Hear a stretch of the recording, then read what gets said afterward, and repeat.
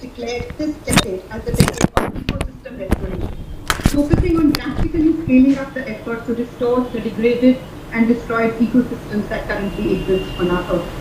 For 2022, the theme is building a shared future for all. All of us are potential creators of this shared future, with a vision to build an action agenda that leads to a more harmonious existence of humans with nature. Tata Power is proud to launch the Act for Biodiversity Conclave 2023. This is a platform to bring together impact leaders from corporate India and biodiversity experts to share perspectives on preserving the balance of life on home planet Earth. We have an illustrious lineup of speakers over the next few hours, and we hope you will all go back inspired that sustainable is attainable through collective action. It is my absolute honor and privilege to welcome Dr. Praveer Sinha and Mr. Jamshed Godrej, two leaders who really need no introduction at all. Both Tata Power and Godrej have built biodiversity into their DNA over decades and are trendsetters before this became a trend. I will hand over to Dr. Sinha, CEO and MD of Tata Power, to inaugurate this session for the day, and a very warm welcome once again to Mr. Godrej from our side. Thank you.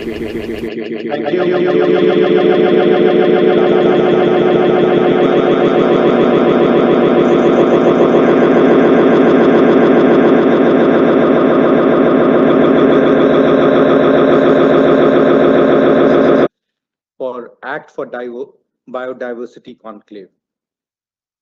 For Tata Power and Tata Group, biodiversity has been a very integral part, and many of our initiatives have taken shape in last few years. But before that, I have the privilege of welcoming Mr. Jamshed Godrej, who is a Padma Bhushan awardee in 2003 for his contribution to growth in Indian industries. But more than that, I think he has been one of the big evangelists amongst all the people in the industry about the work that he has done, especially in the biodiversity and mangrove area. For more than 7 decades, the Godrej Trust has supported the cause of mangrove conservation, taking care of mangroves in Bombay and nearby areas. In fact, the work has drawn many positive attention and awards, such as the National Biodiversity Award by UNDP. The Naroji Godrej Center for Plant Research, which was set up 2 years back, is carrying out huge amount of research work on endemic plant species which are found in Western Ghat, which is one of the few hotspots in the world. Before I get into a detailed discussion with Mr. Godrej, I want to inform all of you that Tata Power has taken a huge initiative on Act for Biodiversity, and our program on Sustainable is Attainable is being run with a clear mandate that we need to bring all like-minded people, all scientists who have done pioneering work on biodiversity. This is an area which people have been ignoring to a very large extent.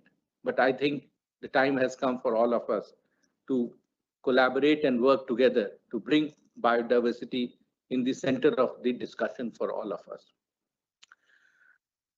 This is especially true when we find that many of our species, whether it is plant or bird, are getting extinct. And it is our duty to protect them so that our future generations can have the benefit of all these plant and animals. Let me now start the fireside chat with Mr. Godrej. Mr. Godrej, you have been running the biodiversity initiative in the Godrej Group for last many years, especially the mangrove conservation. What is it that has triggered the effort by Godrej in this area? Well, thank you for having me, and congratulations to Tata Power and the Tata Group for taking this initiative on biodiversity.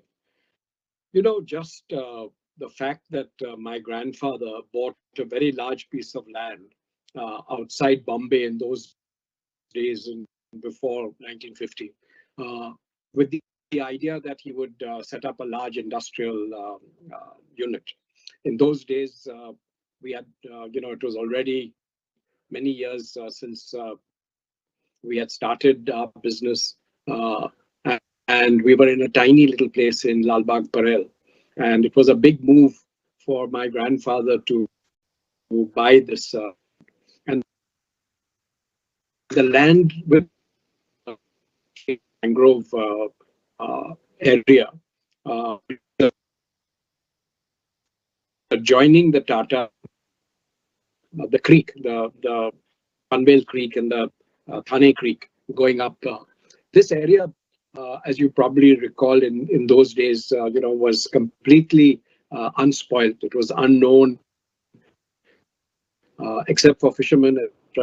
He went to these places, and I think the moment that he bought this land and he realized that there was such a biodiversity in this area, I think he asked my father to plan out our industrial lands in such a way that the diversity area was kept intact.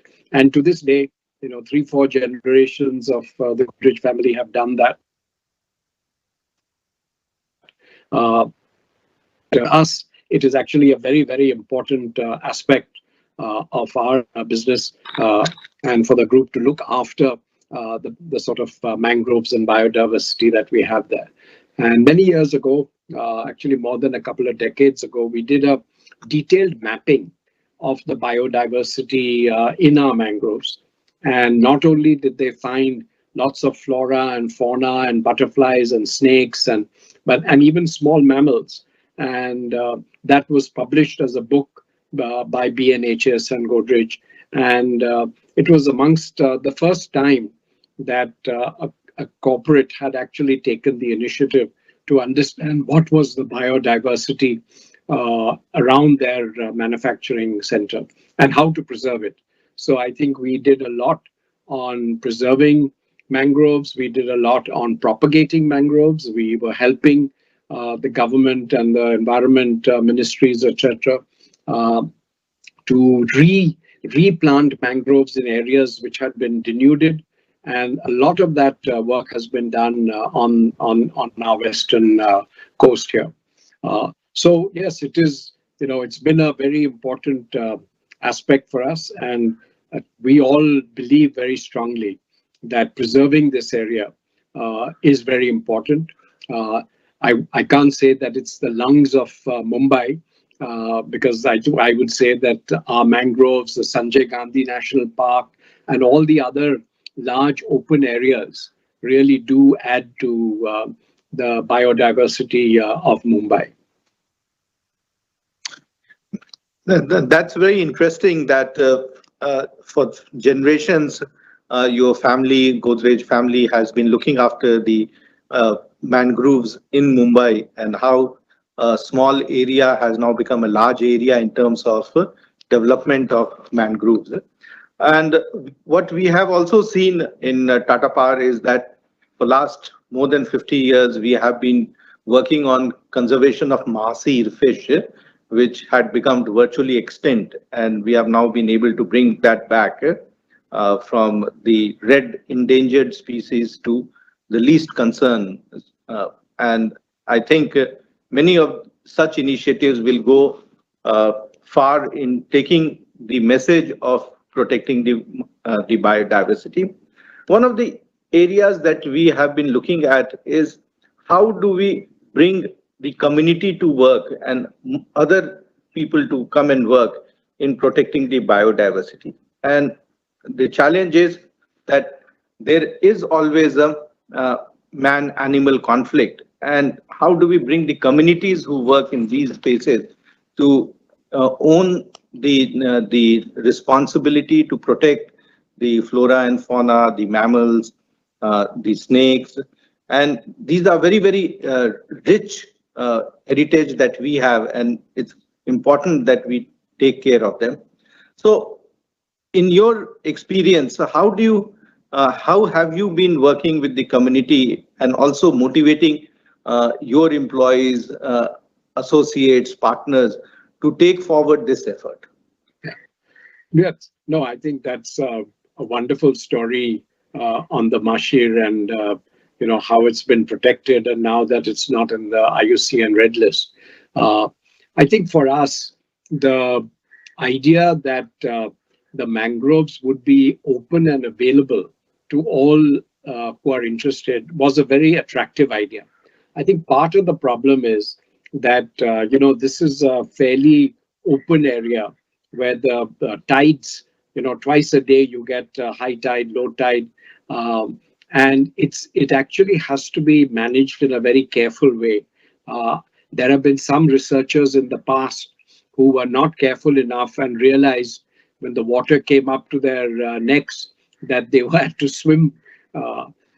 So you have to do it carefully. I think what we have done is we've encouraged not only our employees, but all the children in the schools that we run, which are right there in our industrial campus, to regularly visit. We've created exhibitions and information centers on mangroves and biodiversity. We regularly invite college students, school students, and others, and friends who are interested in biodiversity and understanding. And in the recent past, there's been quite a lot of activity of flamingos in this area. I think Tata Power also knows that around Trombay, the flamingos have been regular visitors, and now it seems almost like they are there almost the year round. But in the Thane Creek also, you do have a lot of flamingos. And I think, preserving these flamingos, and now there is a park that's been sort of done for preserving flamingos. I think it's all part of that process of publicizing. I think people, especially in Mumbai, such a crowded city, need an opportunity to get out into open air, see these mangroves, etc.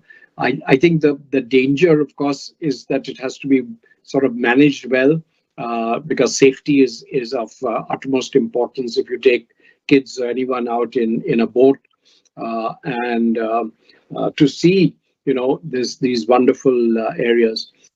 Our focus now is on research, understanding the different species of mangroves. We also felt an important responsibility to inform the world about mangroves. So some years ago, our team of researchers developed a mangrove app, and the app has now been translated into many languages, and it's been accessed by people through app stores in more than 100 countries. I think we look at this now as how do we propagate the idea of mangroves, the importance of mangroves, the economic value that mangroves bring, and bring people to experience this biodiversity of mangroves, which you find all over, especially in tropical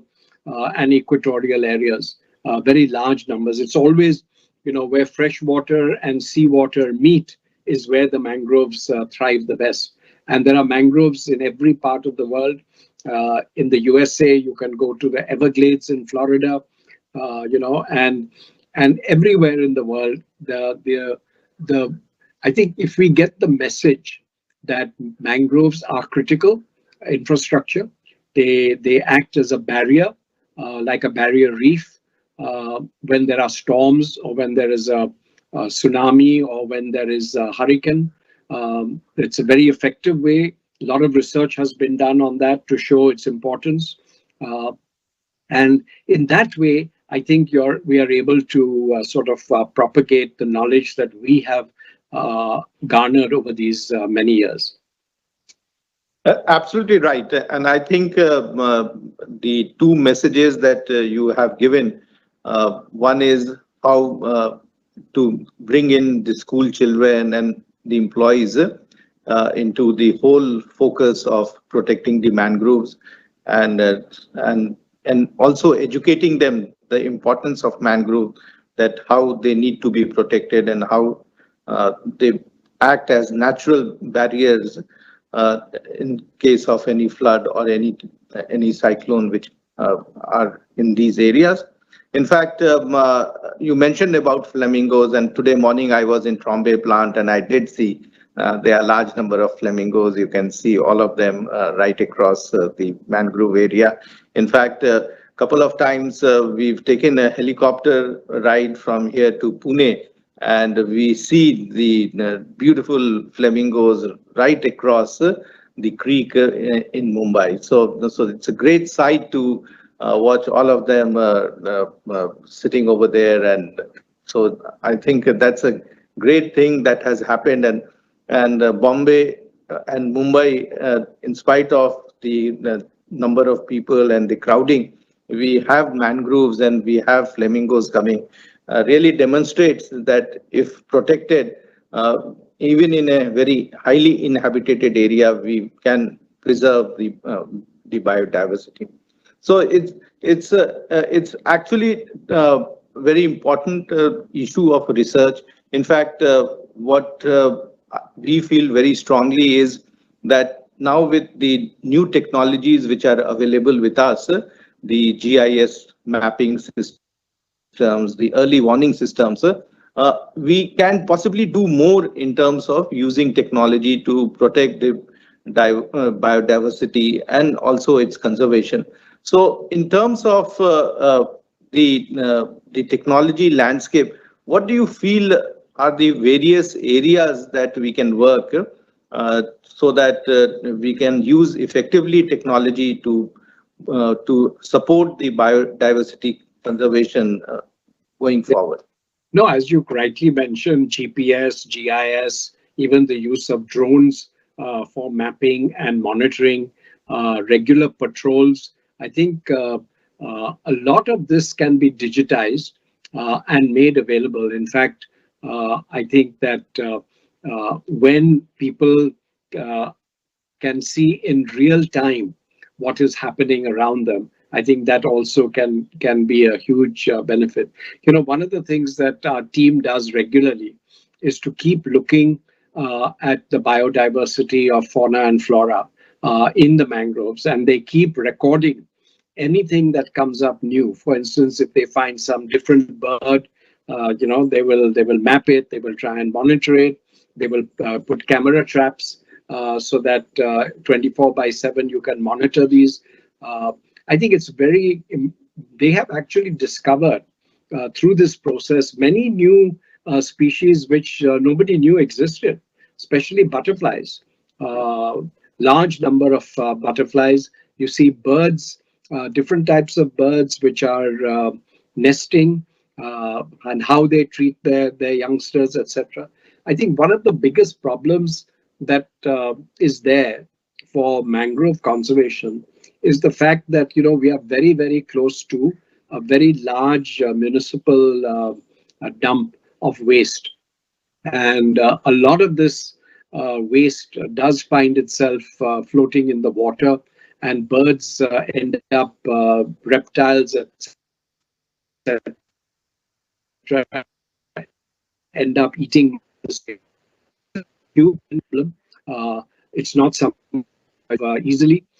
Big city like Bombay has to have a waste management system which is more attuned to the needs of biodiversity. Because once all this waste gets in the water, it's very difficult. Plastic waste, especially, has been found, in the remotest parts of the world, in all sorts of animals and birds, etc. And I think this could be an area for us to work together with our government authorities, municipal authorities, on how to minimize the leaching from these large dumps of garbage, and how to prevent plastic, other waste materials, which will end up being birds and other animals. They will end up eating this and dying from it. And this, I think, is actually probably threats to our marine biodiversity, mangroves, etc. And I would strongly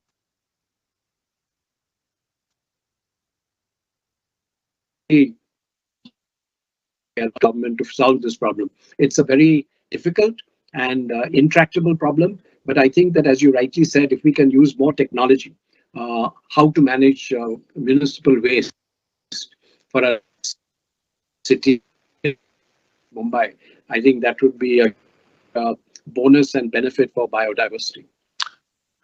Absolutely right. In fact, you touched a very, very important aspect of the power of collaboration. And what is important is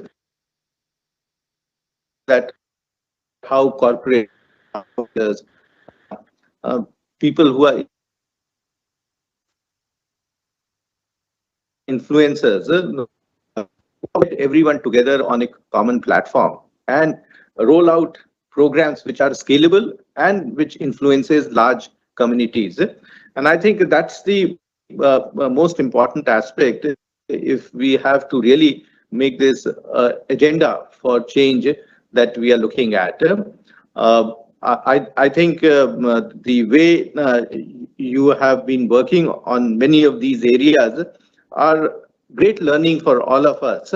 And I would request if you could share some of your efforts in bringing various people together on a common platform, the collaborative efforts you have made, which will be a good learning for us going forward. In fact, I feel like mentioning to you that the work that you are doing uh, on the mangroves is an area that we would also like to, from Tata Power side, like to participate and contribute. We don't have any knowledge, but definitely work with you and see that how we can expand this and in whatever way we can contribute to furthering the cause of protecting the mangroves. But before that, if you could share what you feel can be the better ways of collaborating and what has been your experience? Yeah, you know, the whole world, as you well know, is committed to doing it by 2070, other countries by 2050, 2060, etc. And mangroves are a huge boon for carbon sequestration. And I think preserving mangroves, you can be, it's like having other big rainforests, etc. In India, because we will not have in Africa and Brazil for carbon sequestration. It can every coastline, such a large coastline, east coast, west coast. This can become an enormous towards our net zero target. Many years, my family, especially my late uncle Sora, for the Wide Fund for Nature in India, have huge opportunity to work with communities in protected areas. I mean, it started out, of course, as you probably know, with Project Tiger. That's been a very successful program.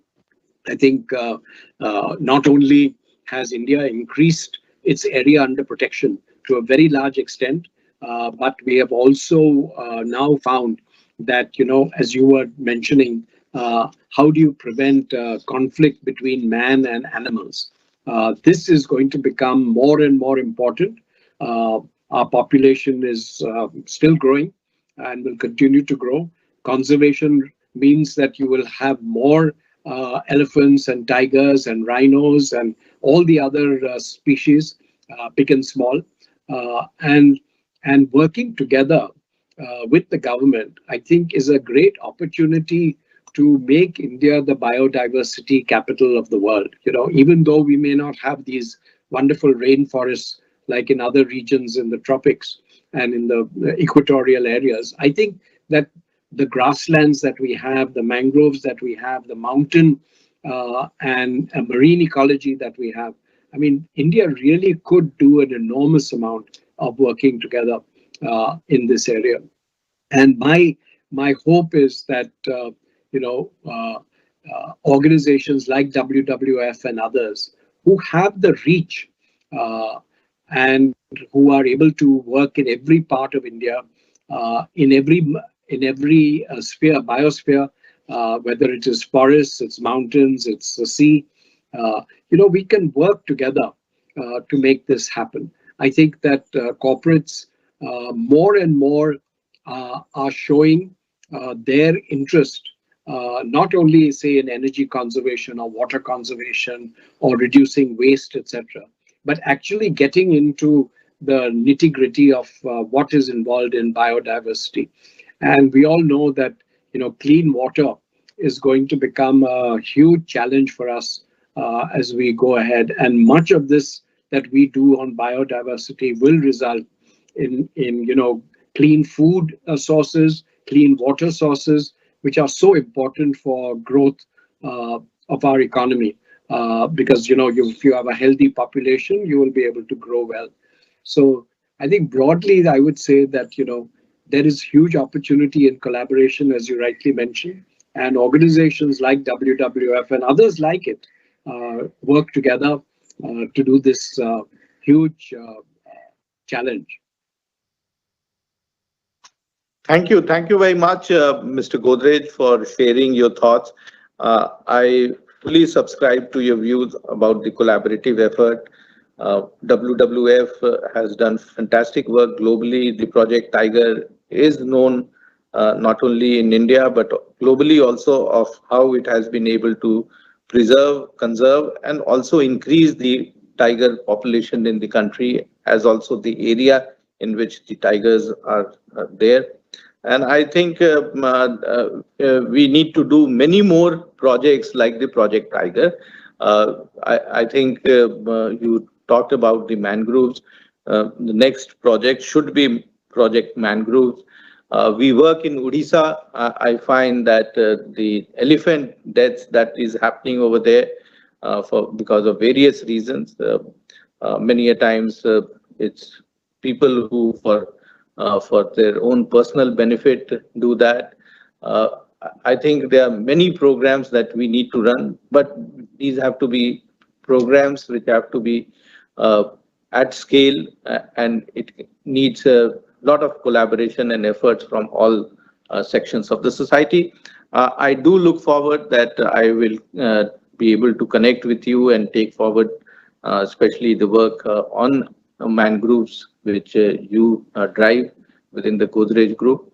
But at the same time, I'm also looking for opportunity to connect with you and take forward some of the other initiatives that we can do jointly in the country. Once again, thank you very much for sharing your thoughts and joining in this conclave discussion. It has been great to have you over here and share your thoughts. And I do look forward that you will continue to guide us in taking many of these initiatives forward. So once again, thank you on behalf of Tata Power, on behalf of everyone who has joined today for this conclave. And now I will give it back to Jyoti to take forward the program to the next level.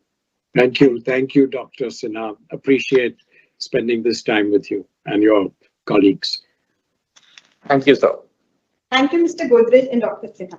Your conversation has really been inspiring, and I think it just sets the agenda for today for us.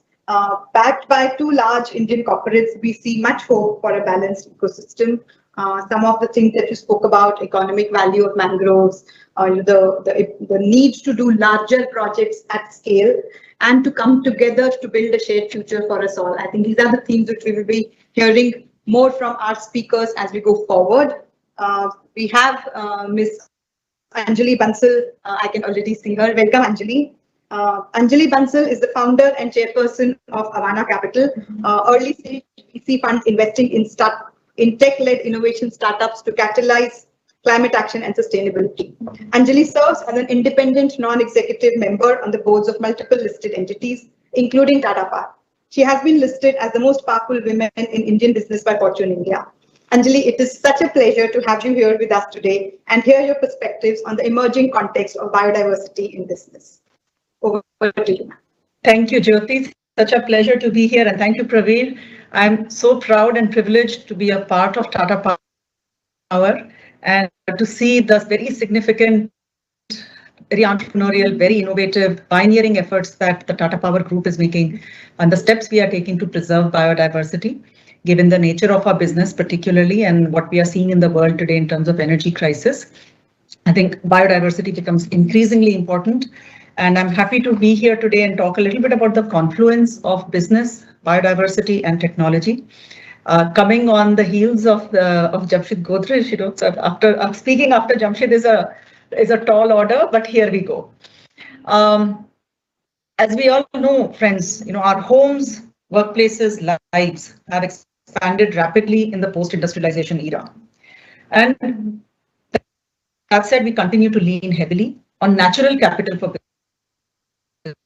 business. So business tends to have financial capital, not as much natural capital. But that is the truth. We still depend on natural capital, raw material, water, land, or air. Our own country, India, we are 1/5 of the world. We are today the second, will be the most populous country as early as next year in the world. So we will continue to grow our population. We will close to high single digit, and we yes for India's. So over the next 20 years, we will continue to see into more and dependence on hard to abate industries like steel, cement, power. 60% of our power in India, of course, as you know, is coal-based Tata Power for the country.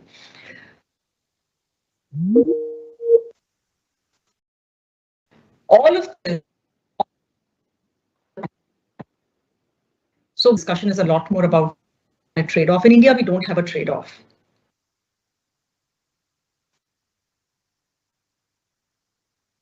It has to be a balance of natural habitats and emissions that impact carbon and climate, leading to also some resilience loss for human species. Not just in India, even globally, half our global GDP is at risk from nature loss. Biodiversity, as we talk about it, is actually something today that we enjoy. It's a privilege that humans, we enjoy, that has been developed over the last 3.5 evolutionary history.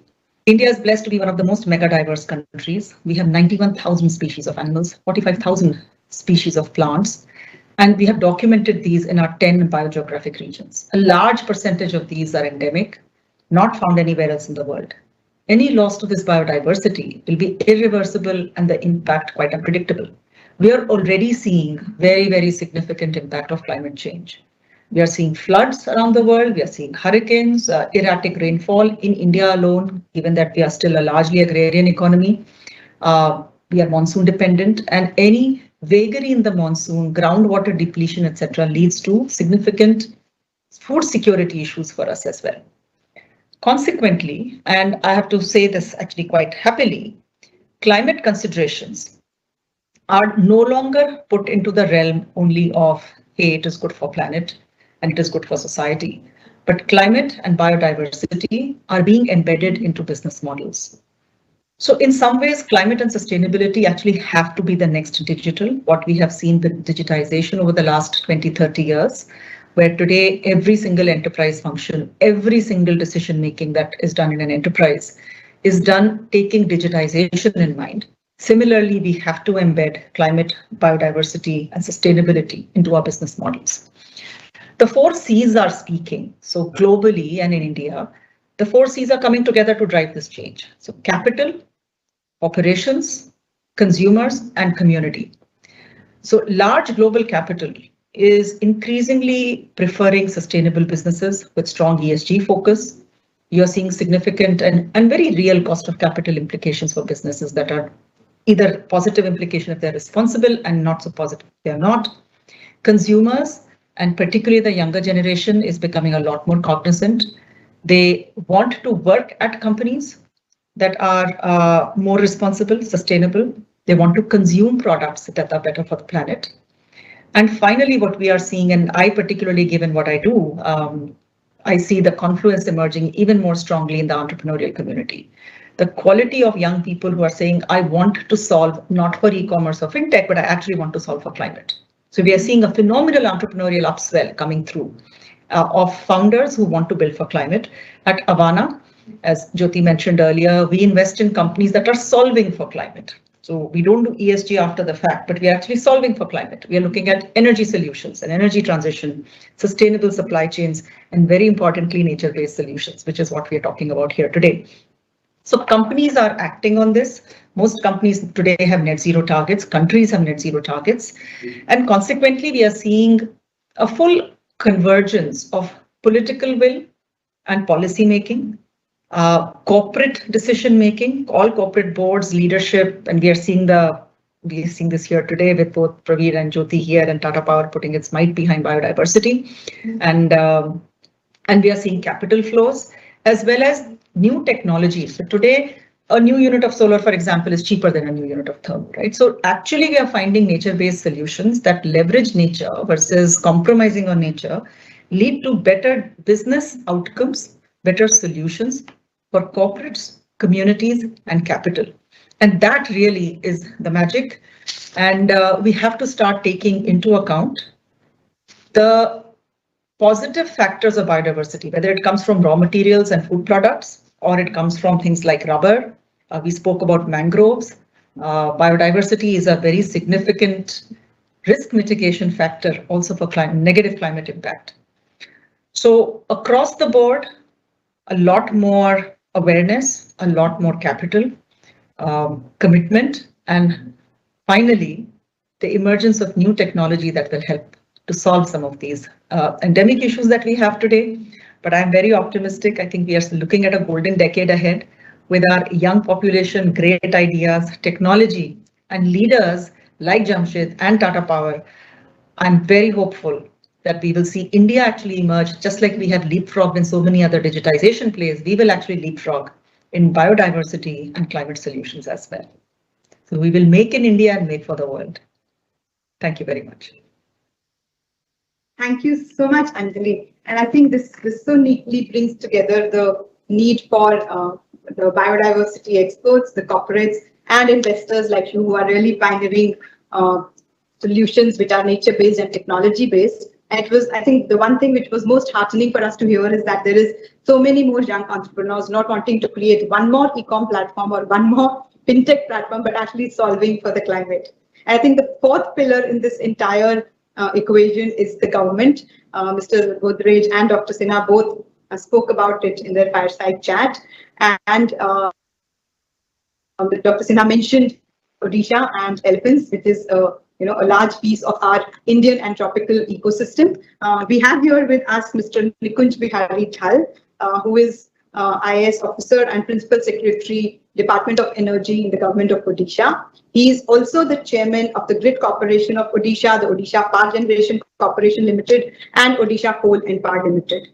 He has been a visionary and he has overseen multiple transformation efforts in his career spanning almost 30 years, including futuristic building standards regulations for Bhubaneswar, online delivery of revenue services, and electricity distribution reforms in Odisha. He has been spearheading the Safe Elephant Corridor initiative in Odisha and guiding Tata Power team in the investments in electrical infrastructure to ensure that together we can work towards creating a safe state both for the elephants as well as for the humans. So over to you, Mr. Dhal. We are very honored to have you here and are eagerly looking forward to hearing from you. So thank you very much, and thank you for giving that introduction about me. In fact, I feel little flattered by that. Respected Mr. Godrej, Dr. Praveer Sinha, distinguished guests and participants. At the outset, I would like to commend Tata Power for organizing this conclave on Act for Diversity. I thank Dr. Sinha and his team at Tata Power for giving me the opportunity to speak on this occasion. As all of us are aware, Odisha's biodiversity is unique and it is quite varied. The state possesses a rich biological diversity in its forests, agriculture, mangroves, wetlands, and marine areas, both in terms of the number of species and their abundance. The state has a long coastline covering almost 500 kilometers. In addition, the Chilka Lake, which is the largest brackish water lake in Asia, harbors more than 900 species of flora and fauna. The forest area constitutes 37% of the geographical area of the state, with varied and diverse physiographic and climatic conditions. These forests are rich sources of medicinal plants too. Approximately 130 species of commercially relevant medicinal plants are found in the state. Out of the estimated 1,200 orchid species in India, 129 rare species are reported to occur exclusively in Odisha. I am also very happy to inform you that the diverse agroclimatic zones of the state favor cultivation of several crop varieties, and the Jaipur Valley in Koraput district is thought to be one of the places where the paddy cultivation started. Food and Agriculture Organization of the United Nations has accorded the status of globally important agricultural heritage status to the traditional agricultural system being practiced in Koraput region of Odisha. Koraput now covers 4 districts: Koraput, Rayagada, uh, then Navrangpur and Malkagiri, which is a part of the TP SODL system. Odisha has been recently conferred with the Best State for Scaling Up Millet Mission. This award has been given by the Ministry of Agriculture, Government of India, and Odisha Millets Mission has been recognized nationally and globally as one of the best models for promotion of millets. In fact, in order to preserve our agricultural diversity, we need to promote millets and other traditional food items. Government of India has asked other states to adopt Odisha model for promotion of millets. To protect and conserve the fragile natural resources, the state government has created 19 wildlife sanctuaries, 1 national park, 1 biosphere reserve, and 2 tiger reserves. Another national park has also been proposed. Local communities are actively involved in protecting many plants and animals in different parts of the state. Conservation of black buck in Ganjam district, protection of the Mahesir fish, which is locally known as the Kado fish, in the Mahanadi system in Sambalpur district are some of the examples. Endangered Irrawaddy dolphins and lakhs of migratory birds of Chilka Lake, saltwater crocodile of Bhitarkanika, the muggers of Simlipal, and the ghadials of Tikarpada are known internationally, and the local communities have played a very important role in conserving these species. In fact, it is due to the active involvement of the local communities that lakhs of migratory birds visit the Chilka Lake every year and they return safely.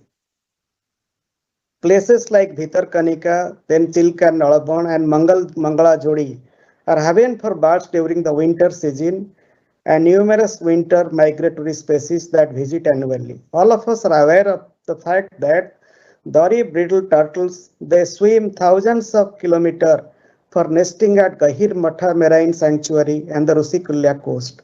In fact, the local communities here provide a very safe environment to these turtles. However, the state is facing the man and animal conflict, and the wild animals of the state are open to various threats such as poaching, electrocution, train heat, road accident.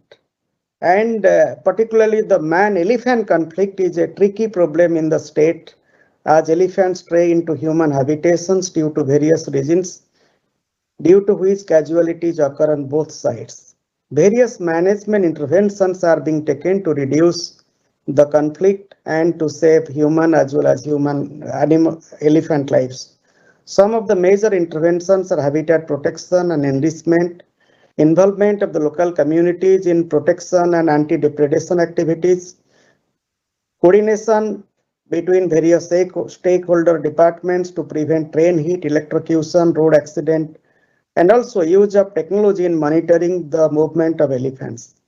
Electrocution of elephants actually happens due to two reasons. One reason is that where people do illegal hooking for killing small animals such as boars and elephants stray into those areas and get electrocuted. Another situation is when elephants come in contact with sagging electrical lines and open transformers during movement. And in this regard, I would like to specifically speak about a unique initiative of Government of Odisha. Government of Odisha has so far provided more than 500 crores as grants to the distribution utilities to strengthen the electrical infrastructure in the elephant movement areas and the elephant corridors.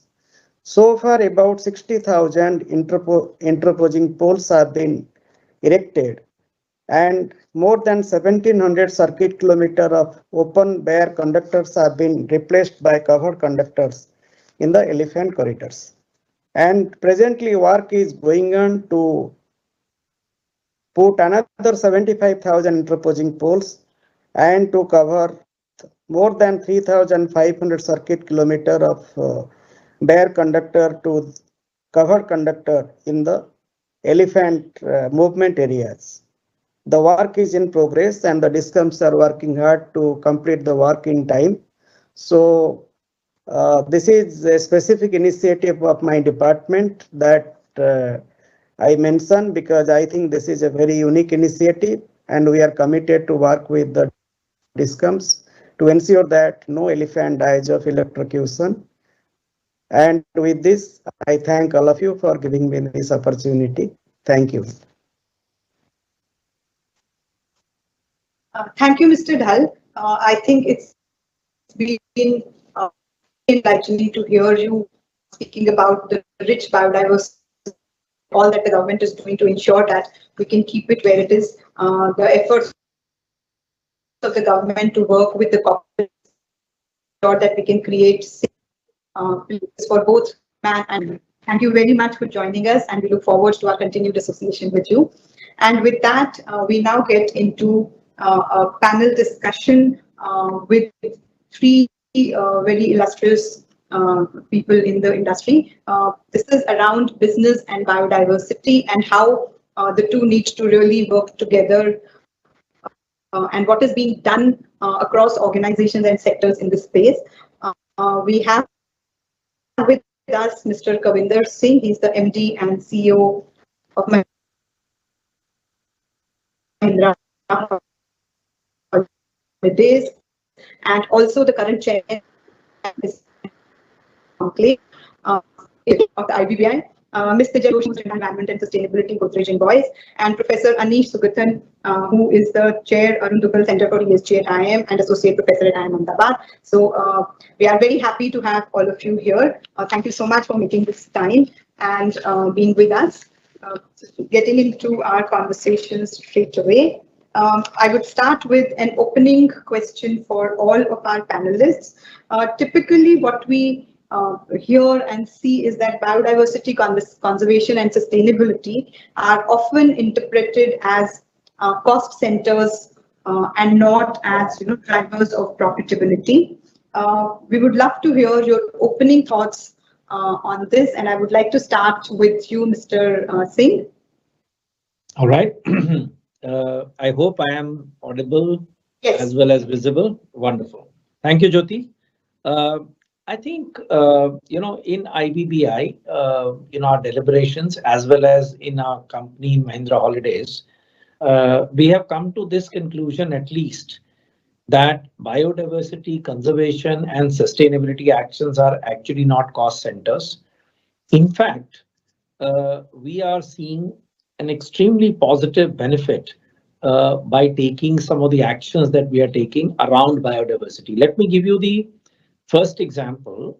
We have a resort in Madikeri, because we kept 76% of the land free from any habitation. We built it in line with the flora and fauna there. In fact, we have around 125 species of the plants and 200 species of the birds. We in fact have more migratory birds than they were there before we started the resort. Our resort does not have air conditioners.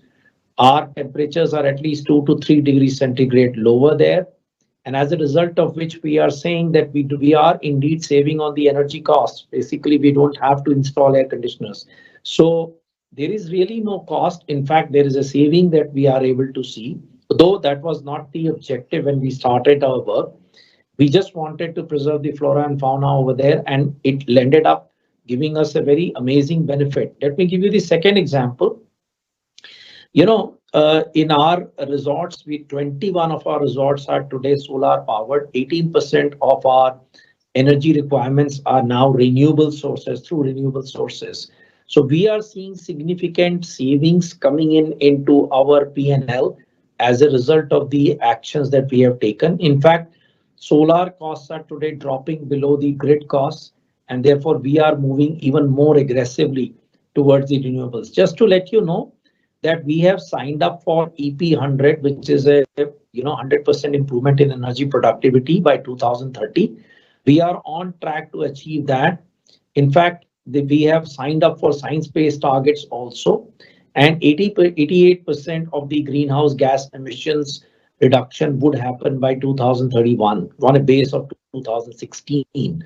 Now, when we are doing these things, we are realizing massive spin-offs in our business. For example, the fact that the customers are today looking at sustainability and how nicely we have preserved the rich flora and fauna as well as the biodiversity around our resorts, as a result of which we are seeing occupancies higher than ever before in our business.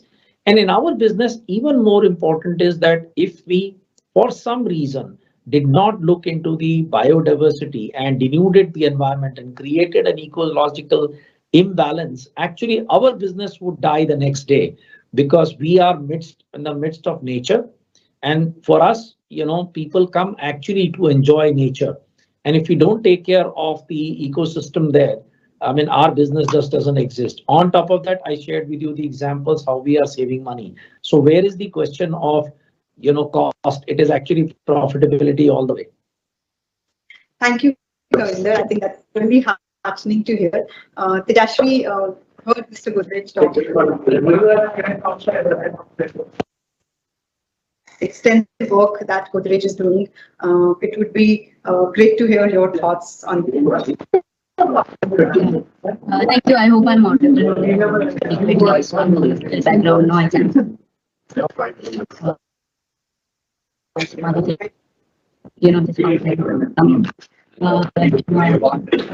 My adequately window.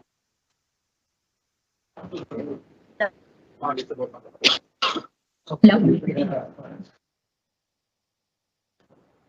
Am I audible?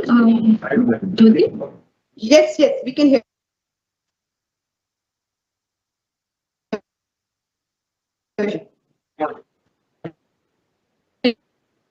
Again of the IBBI platform since its inception. I think it's extremely important that businesses look at biodiversity as an integrated part of this business decisions. And I'll tell you why.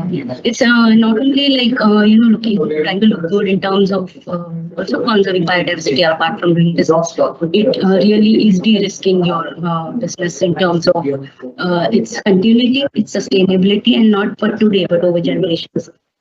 So for us, like we also look at it with respect of de-risk in terms of our existence. Now, for example, what I was talking about is in say a city like Mumbai, which is subject to flooding every season that we have, and a lot of operations getting disrupted because of it. Many times we've never experienced that in our place in Vikram, where we have this mangroves, and when we look at mangroves, we look at the wetland ecosystem of mangroves, and it comes not only with the flora and fauna of mangrove, but also the entire ecosystem of its drainages, its pattern to drain away the water and the flood situations in the city. which actually helps us continue with our operations even during this catastrophic events.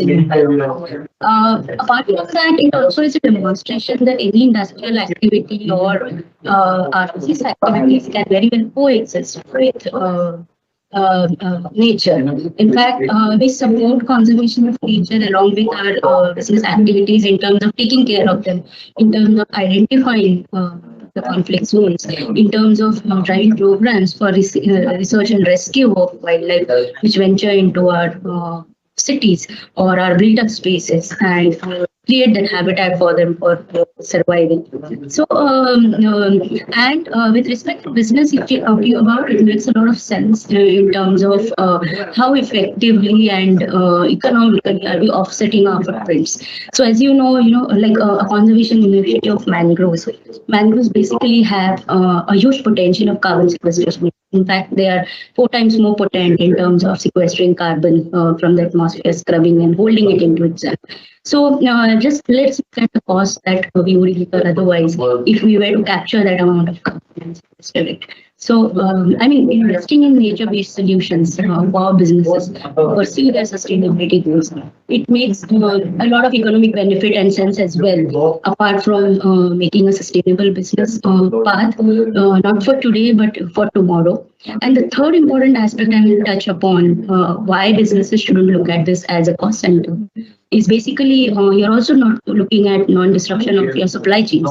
So when you assess the supply chain impact, with respect to the lens of biodiversity, a lot of resources that come in from the supply chain in the form of raw materials or components would essentially be based on a lot of raw material which is driven, which is exactly from nature. And if there is no sustainable method or avenue to basically look at this sourcing and looking at the de-risking of supply chain with respect to the impact they are had on biodiversity or nature, I think businesses are running into trouble for themselves as well as the sustainability on a long-term basis.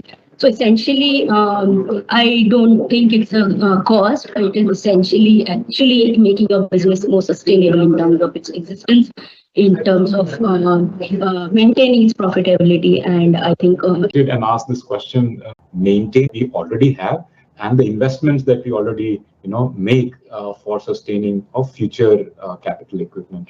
So there is this paradigm of natural capital, which rhymes well with the lingua franca of businesses, so that it's easy to translate, it's easy to talk about, it's easy to visualize what we're talking about. So biodiversity, it's about understanding the close linkages. I heard Tejasri talking about de-risking of businesses.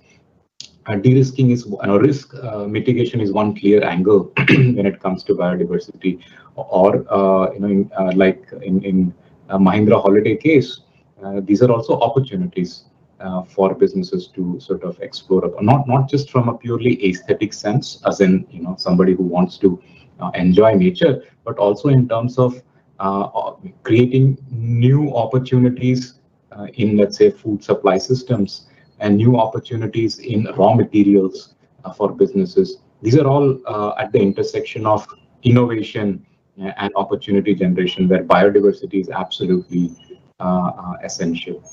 So yeah, this is my quick take on why we should not consider it as a pure cost, but as an investment, both in short-term maintenance as well as long-term capital investment. Both in short-term maintenance as well as long-term capital investment. Thank you.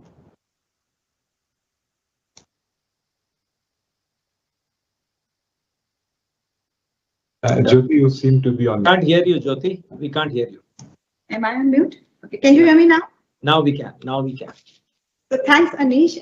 Kavinder, I would request you now to wear your chair of the IBBI hat and talk to us a little bit about, the conversations that you hear across other corporates, and how do you think, corporates can converge and collaborate to make this whole cause larger, because, it is nature is a shared resource. Therefore, we all have to come together to do the right things, to go in the right direction. So what are the conversations you are hearing, and how do you think we can, make this larger and better? Wonderful. Jyoti, before I come and answer your question, I wanted to respond to Professor Anish's point. And something very interesting we are doing on the food supply is to actually nurture organic gardens in our resorts. So, a lot of stuff which comes from distance in some manner is adding to the carbon footprint.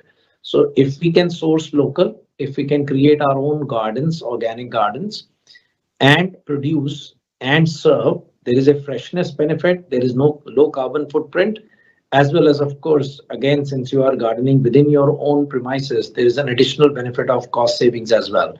So there is a huge value in creating food supply systems which actually support the biodiversity and the climate initiatives in businesses like us. And I fully agree with Professor Anish when he was making that point. And there is more work to be done, of course, but this is a really valuable suggestion, though. Thank you. Coming back to your question, Jyoti, on this conversations which are happening around biodiversity at IBBI. As you know, IBBI is a platform which we have established for, it's a national level platform for businesses to come forward and discuss the critical areas, where companies can actually learn from each other with regards to biodiversity, and more importantly, can contribute to the ecosystem conservation as well as restoration. We are focusing on risk measurements, business impacts, interdependencies, and we are trying to see what link can be established between the climate actions, which a lot of businesses are taking, and biodiversity conservation by adopting the nature-based solution. And there is a talk about financing nature, there are these green bonds, etc., and collaborating somehow with government on afforestation and restoring the degraded ecosystems. So the business disclosures on ESG have taken now center stage, particularly as far as investors are concerned, and the trend is continuing. And the companies which are managing their relationship with nature are actually preferred for investments. Under IBBI, we have actually created a dedicated group which is focused on, which is called a task force on nature related financial disclosures framework to support the Indian businesses in starting to do the disclosures, much like the task force on climate related financial disclosures. So there's a lot of focus on nature based financial disclosures. This, to my mind, is a great beginning from IBBI. As you know that we have about 35 and probably now going to 40 members. When we started, we had barely 3 or 4 members. So there is this movement happening. There is awareness, there is learning, and there are interdependencies that are being discussed there, including this task force on nature-based financial disclosures. Thanks, Kavinder. And you spoke about, coming together. I think one of the things which Godrej has been doing is collaborating with a lot of partners, research institutions, academia, global and domestic bodies in taking forward the work which they have been doing. So Tejasri, it would be good to hear your experience, especially, you have recently announced a wetland collaboration. So it would be good to hear a little more about that from you. Yeah, I think, as Mr. Godrej was also saying, biodiversity is never one entity's or one person's job or contribution. It is collective. We own it collectively. We own the responsibility as well collectively. And where collaborations actually bring in a lot of benefit to this in terms of learning, in terms of filling that gap of knowledge which cannot reside with a single entity. And bringing the best of each of the partners to the table in terms of multiplying the impacts. And we have been very extensively working with the WWF, CII. One of the recent launches that you mentioned was on the India Wetlands Coalition, where the whole idea is to actually scale up this aspect of mangroves conservation and extending the principles to further all the types of wetlands that we're talking about. It also very nicely sits with the government's initiative in terms of Amrit Sarovar project, where they are talking about rejuvenating wetlands in every district of the country as part of the 75 years of independence programs. And here we are talking about industry coming on to contribute in terms of biodiversity conservation through the collaboration of CII, who brings together the entire industry platforms using the IBBI platform, but at the same time bring in experts from this field of how do we plan these solutions, nature-based solutions for which has benefit to the industry in terms of their sustainability goals, but at the same time support the entire country in terms of its plans on biodiversity conservation, meeting our available natural bodies at the same time, which provide a huge amount of ecosystem services to everybody around. And collaborations not only on how do we take ahead these programs, but a lot of collaborations on how do we spread the word on conservation. Like we drive a program called as Magical Mangroves with the WWF, and we have been doing it since 2 years. And this is basically creating ambassadors for conservation. Here we are actually training volunteers who are very interested in taking ahead this work on spreading the awareness of mangroves conservation through the knowledge that Godrej brings in because of the many years of conservation, and WWF who brings the strength of having a huge base of volunteers and outreach that they have across all the coastal states in the country. And this collaborative effort has helped us, facilitate around 200 volunteers, more than 150 volunteers through 4 months program every year. And the outreach has multiplied many folds in terms of spreading the word. So we bring in technology, we bring in tools of knowledge to help the volunteers, and it's their passion and it's their drive which actually takes forward this work to different parts of the country, different states of the country, and local people.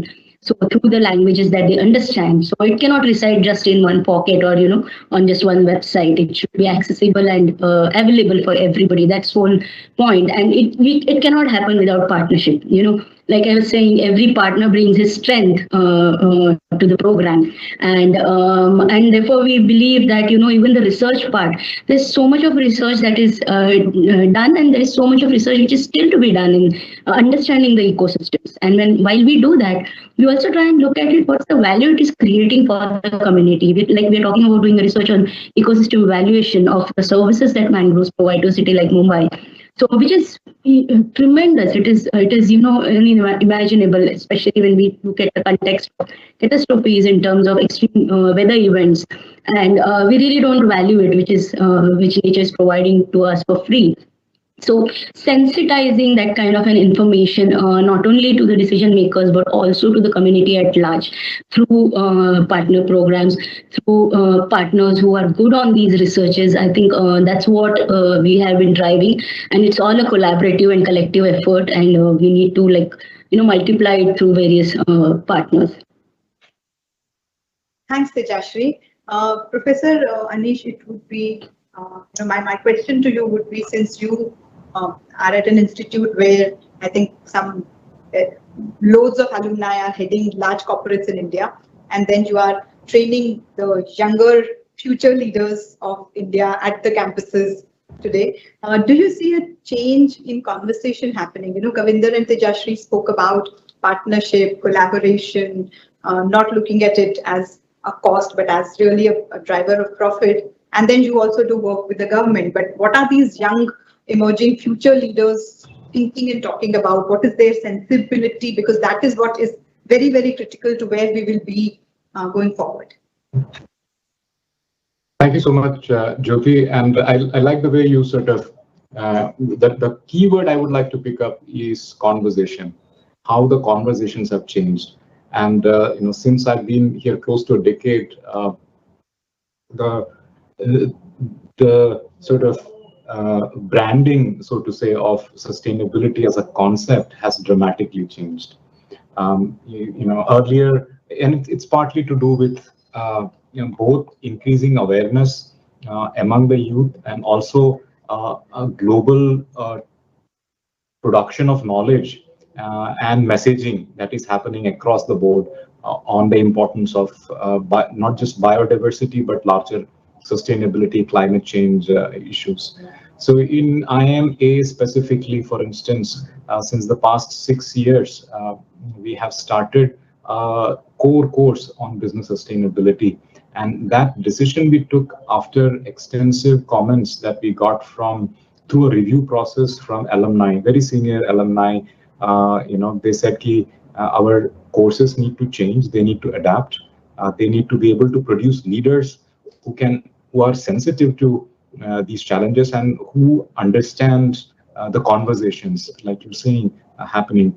And therefore, we incorporated that. And today and in the first few iterations when we started off the course, both in the, in the graduate, undergraduate program as well as in executive education, the first reaction was ki, core course hai, karna hai, karenge.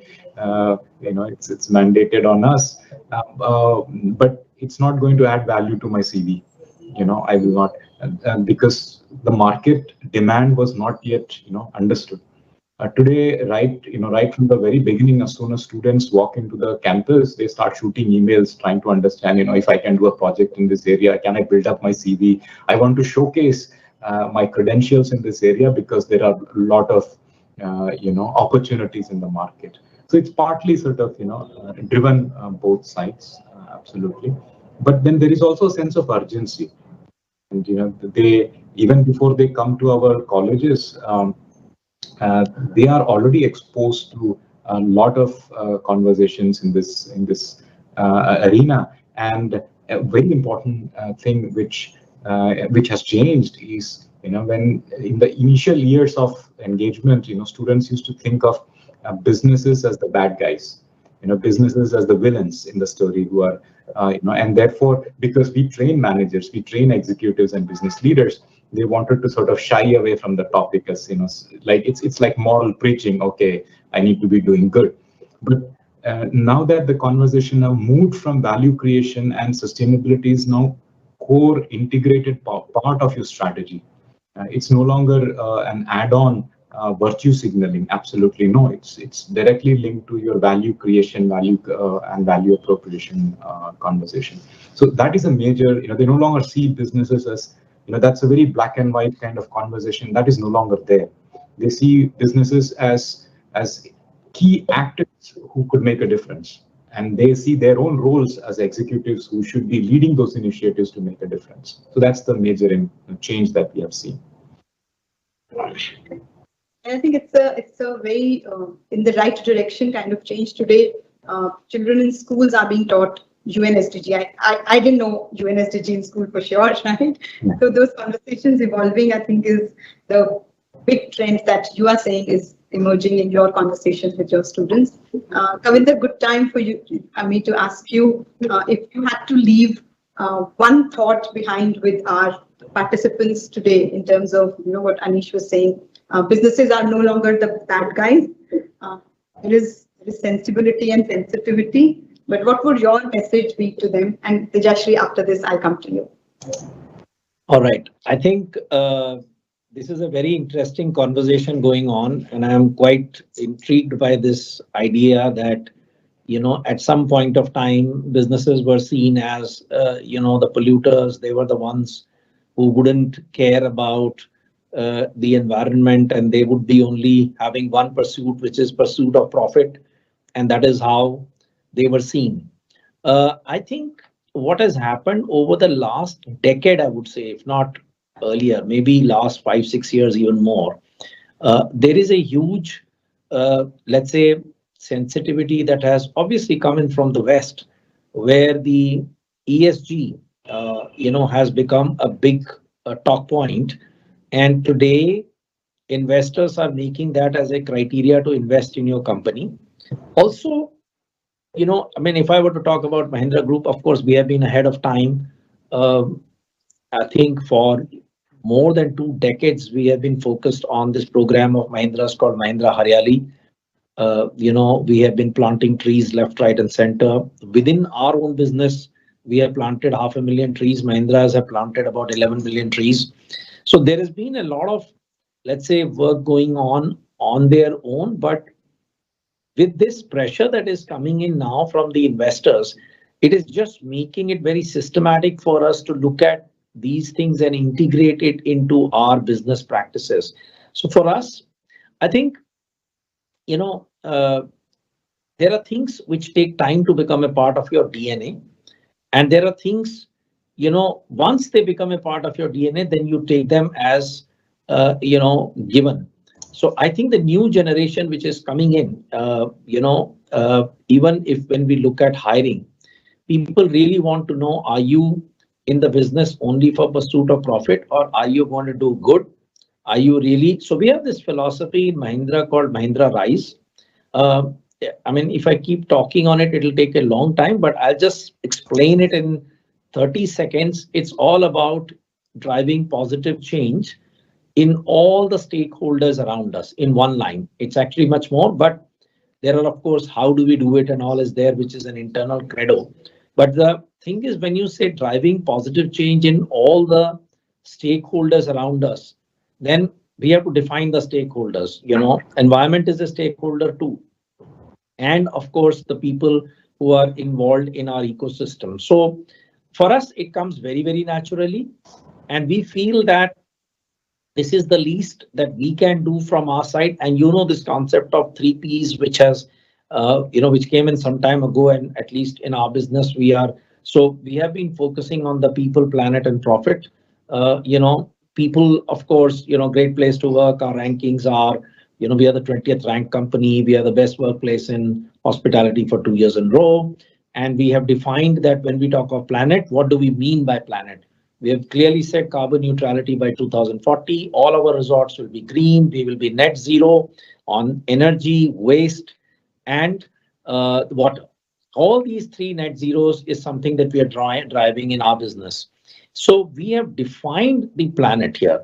And then obviously profit goals are always very easy to define because every business understands how to define profit goals. But people goals built on inclusion, the philosophy of RISE, and planet goals built on the climate goals, as well as the biodiversity criteria that we have followed in our resort building and design, is something that we have made that as a part of our balance scorecard. Just as Anish was mentioning, that unless it is included as a part of your metrics and your bonuses get decided, the behavior doesn't change. So in our business, we have taken the lead, and in our balance scorecard, which is something that we use, we have introduced this criteria and these 3 criteria, particularly related to planet. And that is where comes the biodiversity, comes the sustainability. And now they are a part of our metrics, and we are reviewed, and we have to make frequent presentations to the board as well as the investors. Jyoti. Thanks, Kavinder. 30-second wrap up from your side, Tejashri. Yeah, so I think I echo everything that Mr. Kavinder said. I mean, corporates, at some point of time were considered as the bad guys in the whole space. But I would also like to say, corporates also do bring in that business precisions for everything that they do. So if you're talking about even biodiversity or conservation, they would tend to put down all those processes and systems that you have for a business, along with the very, very measurable and attainable KPIs. So it's not only that just declaring that you want to do something, you need to actually prove it with hard data. Also, what corporates bring into is knowledge. The ability to fund research and knowledge, build those databases, and at the same time take along the entire ecosystem on the journey. So it's not, the influence is not within the campuses, but it's across the value chain. And I think that's where you actually take along your partners on this journey in terms of sensitizing and also handholding. And many of our companies in India are MSMEs. They may not have the resources or the wherewithal to actually even understand or even if they want to take up such initiatives. And that's where large corporates come into picture to take along the entire ecosystem on the journey of sustainability.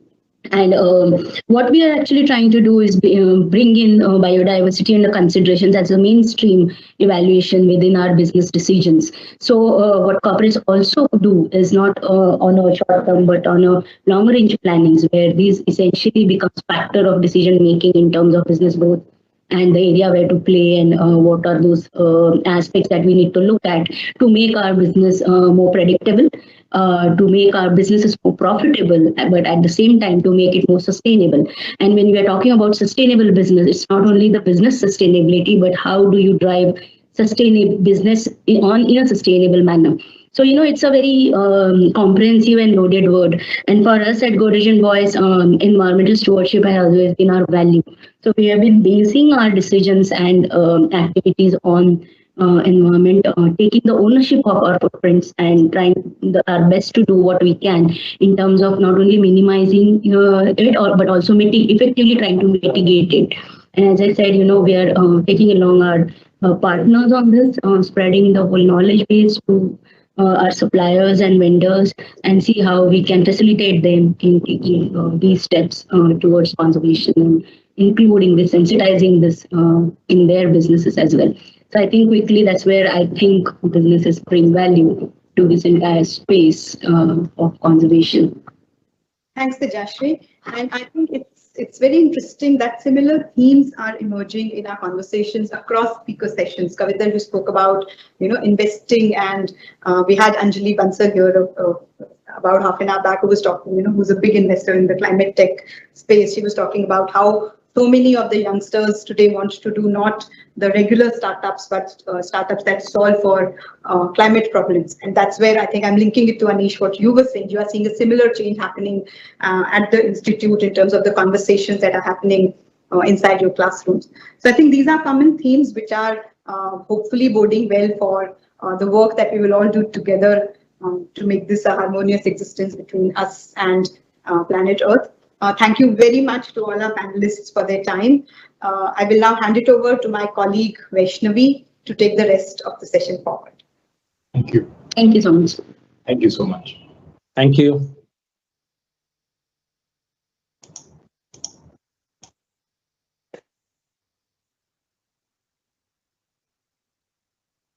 Thank you, ma'am, and a very good afternoon to everybody.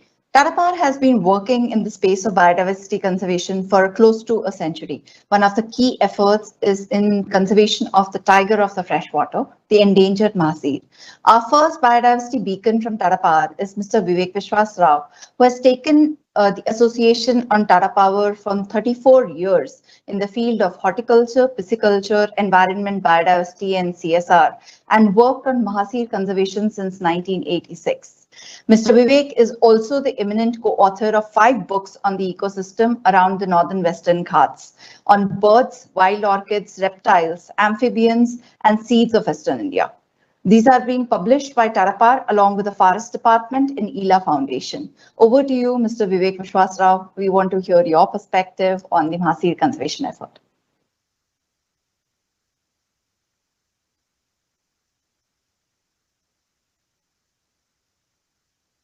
Yeah, so good afternoon and thank you for the lovely introduction.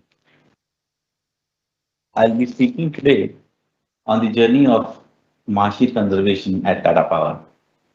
This journey of 50 years has been full of rich experiences backed by a strong management, dedicated people working in the field, knowledge sharing and learning from our past experiences.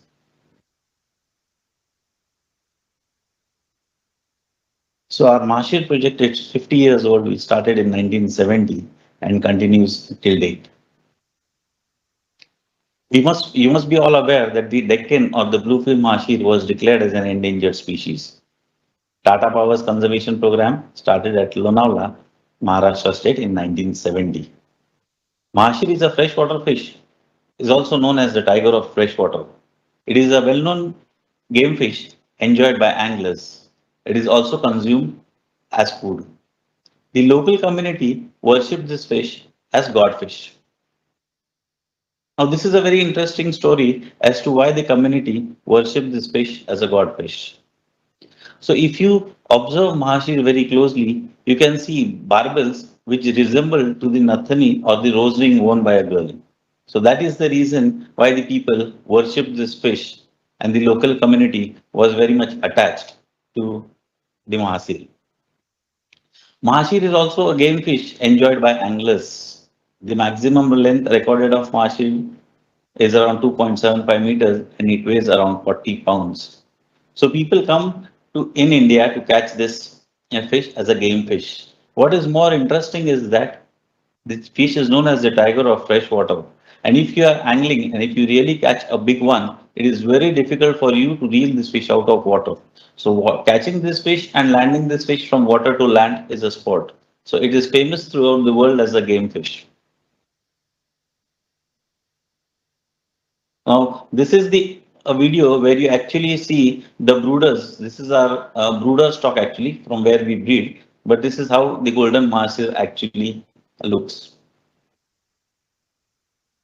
Now, what are the important milestones which we have achieved in the last 50 years? In 1970-71, the first batch of 14,000 eggs were fertilized. For us, 1988-89 was a great year, wherein when we bred around 10 lakhs 80,000 eggs were fertilized, which is the highest till date. Till date, we have bred over 20 million eggs, which have been fertilized in the hatchery. Over 350 scientists have been trained at the hatchery till date, and over 3 students from fisheries have visited the hatchery and taken advantage of the infrastructure which we have. 6 students have worked on Mastery project as part of their MSc and PhD studies. We have conducted 6 national workshops held by Tata Power as part of our knowledge sharing program. Till date, Tata Power's hatchery is the only hatchery in India which breeds Mahashir on a large scale. Sensitizing and engaging community in the conservation program is also one of our key milestones where the community was involved in our breeding program.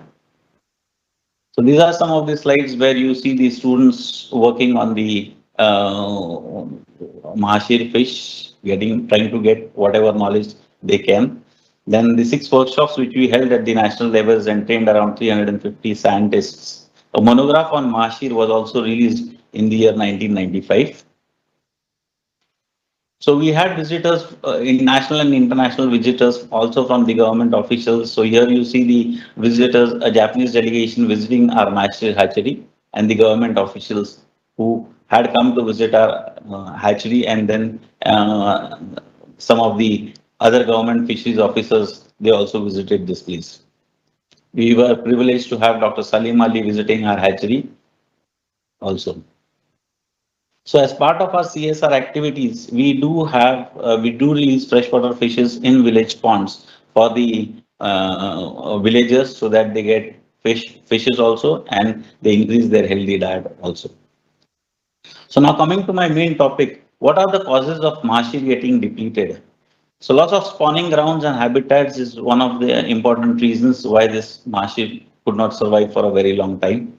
Destruction of the brood fish and the juveniles.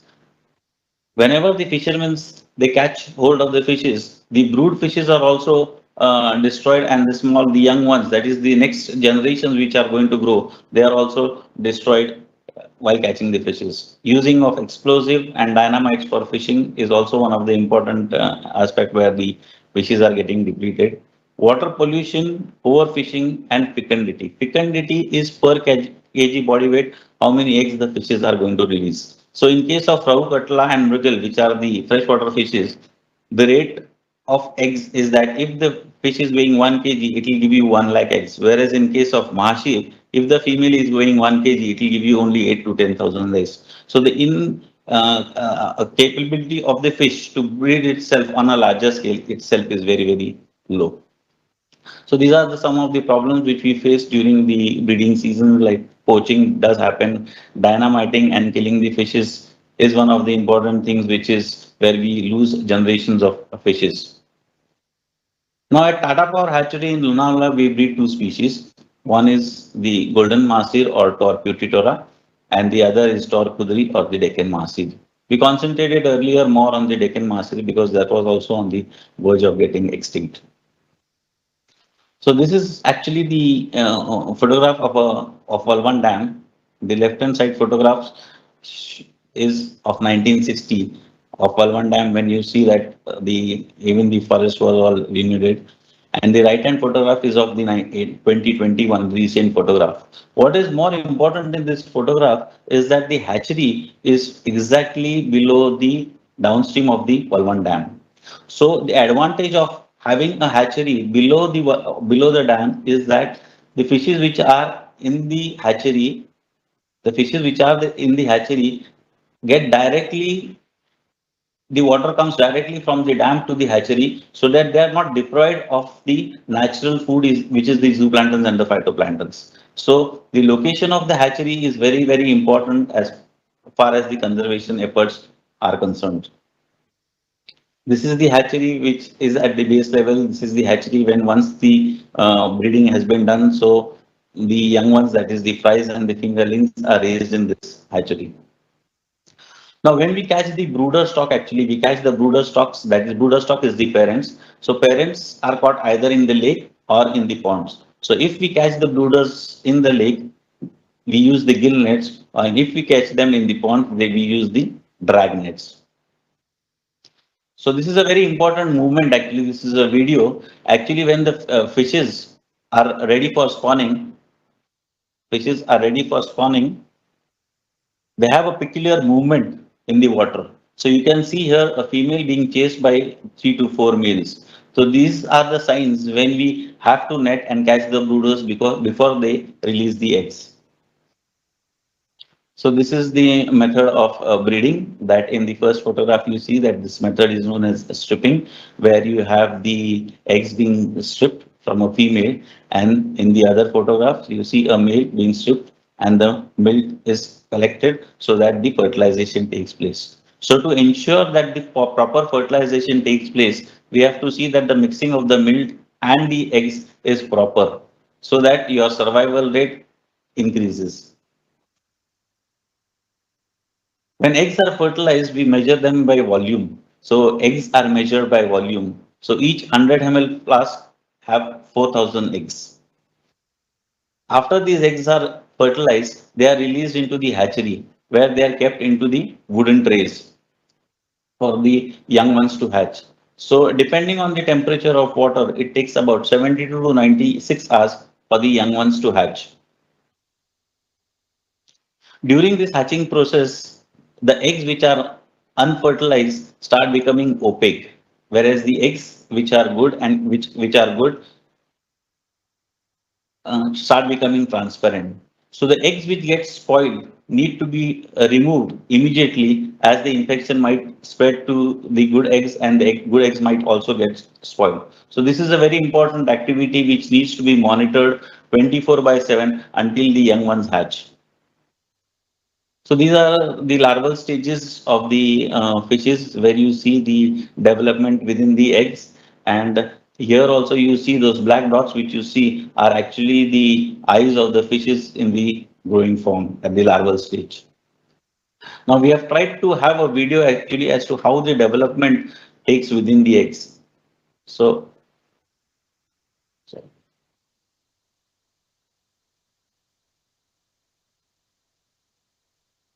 So this is the movement within the eggs, the development, the eggs have been fertilized and the development has started taking place. This is around 24 to 48 hours. This is between 24 to 48 hours that this development takes place. Again, in the larger larval stage, again, the next development is of the different various organs. So you can see the development of the heart over here and the pumping of the blood through the system. So this is again the development stage of the mahasir. So after 45 to 60 days, the mahasir is developed into a good size, and these are known as fries, and these are known as fingerlings. So while transporting the fish, we usually prefer to transport the fishes at the fry stage because the consignment volume of the consignment is low and the mortality is very less. Whereas if we try to transport the fingerlings, the volume of the consignment becomes bigger and the mortality also increases. After the after the fries are packed in the polythene sheets, they are filled up in tin containers with oxygen, and the consignment has to reach within 24 to 60 hours. So most of the long distance consignment, they go by air. Short distance consignment, they go either by train or by road. So we have sent Mahashir to different states in India. But what we do is we get in touch with the respective state fisheries department, and with their knowledge only we release the fishes in their respective states, only with the knowledge of the fisheries department. So after the consignment reaches the destination, there is a process known as acclimatization. So acclimatization means the fishes have to survive through those water conditions. So there is a process which you need to monitor for the temperature, for the pH, and slowly the water are the fries and the fingerlings are released into the water bodies. So in the year 2020, Tata Power celebrated Golden Jubilee year of marsh conservation, and we were looking out for something that we have spent about 50 years of conservation. Do we have something to report? So in 2020, IUCN declared this fish as an endangered list, and the status is now least concern. So this is the paper published by IUCN, where the status of marshes has been given as least concern. And in the conservation actions, they have said that Tor Kudri have been taken by both private and government organization in the Western Ghats. The Tata Electric Company at Lonala, Pune, Wildlife Association of South India, and the Department of Fisheries have been involved in large-scale captive breeding and stock enhancement of Tor Kudri in the rivers of Maharashtra and Karnataka. So the success was achieved only because of the strong support and encouragement from the Tata Power's management all along the journey of 50 years. Dedicated people like Dr. C.V. Kulkarni, Mr. Ogle, who have contributed on this project, and all the scientists, students, and experts from the field, various NGOs, government authorities, and the ground level person working in the field, and like-minded people sharing a common platform of conservation. So now Mashir has been in the safe hands of Tata Power for the last 50 years. Our journey continues now to get the golden Mashir out of the endangered list. Thank you so much.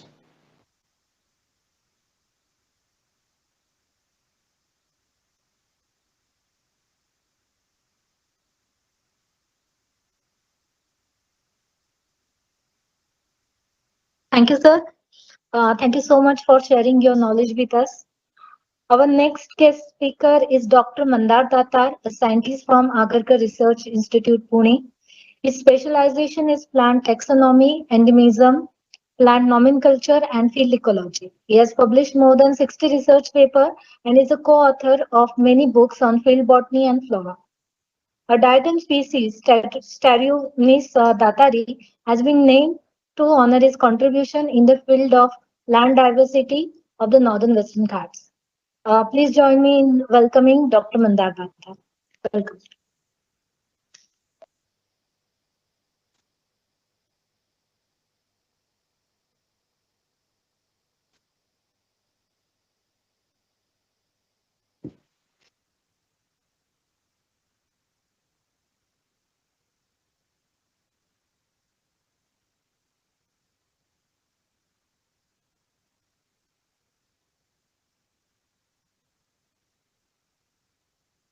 So you're not audible.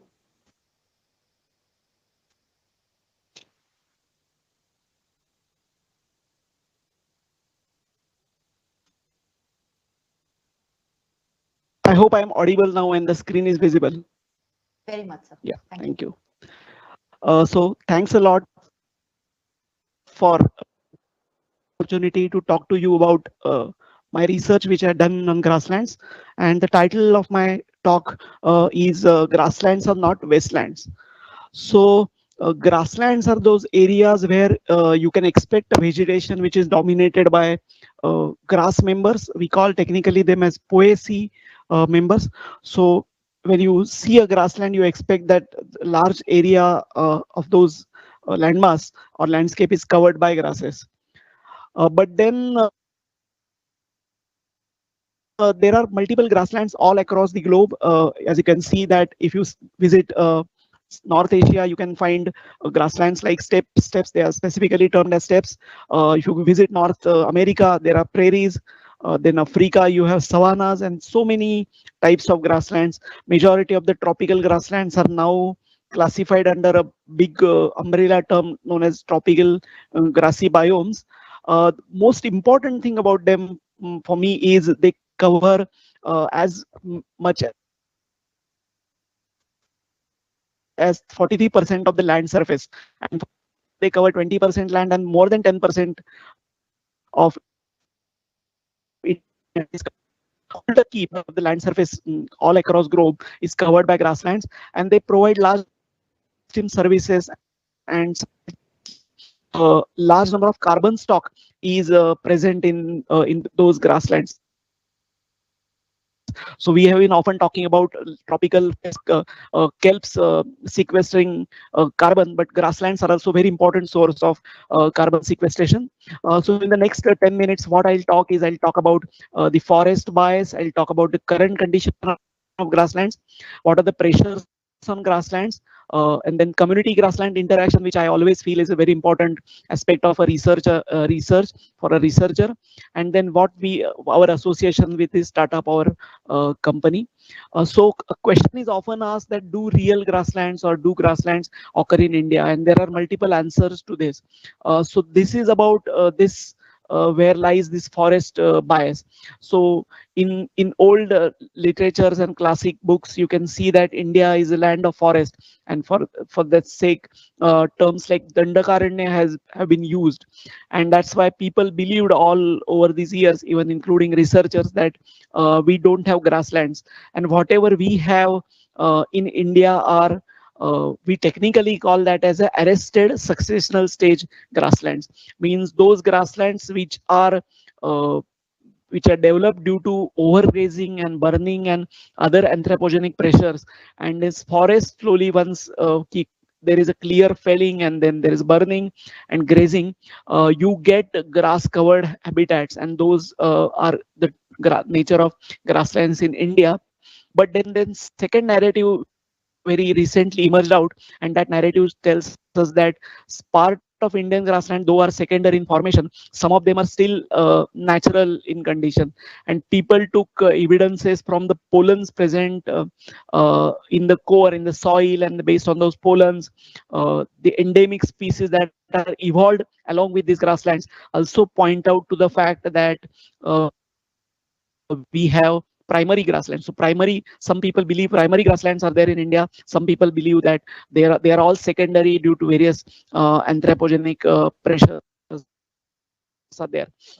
So if you see around, what is the current condition of grasslands, and this image very well illustrates what we see around us. So there are grasses and there are grasslands which are interspersed with shrubs and trees, and those shrubs and trees, if you go to the drier regions of India, especially drier regions of Maharashtra or part of peninsular India, you get many thorny trees and which are interspersed with patches of grasslands.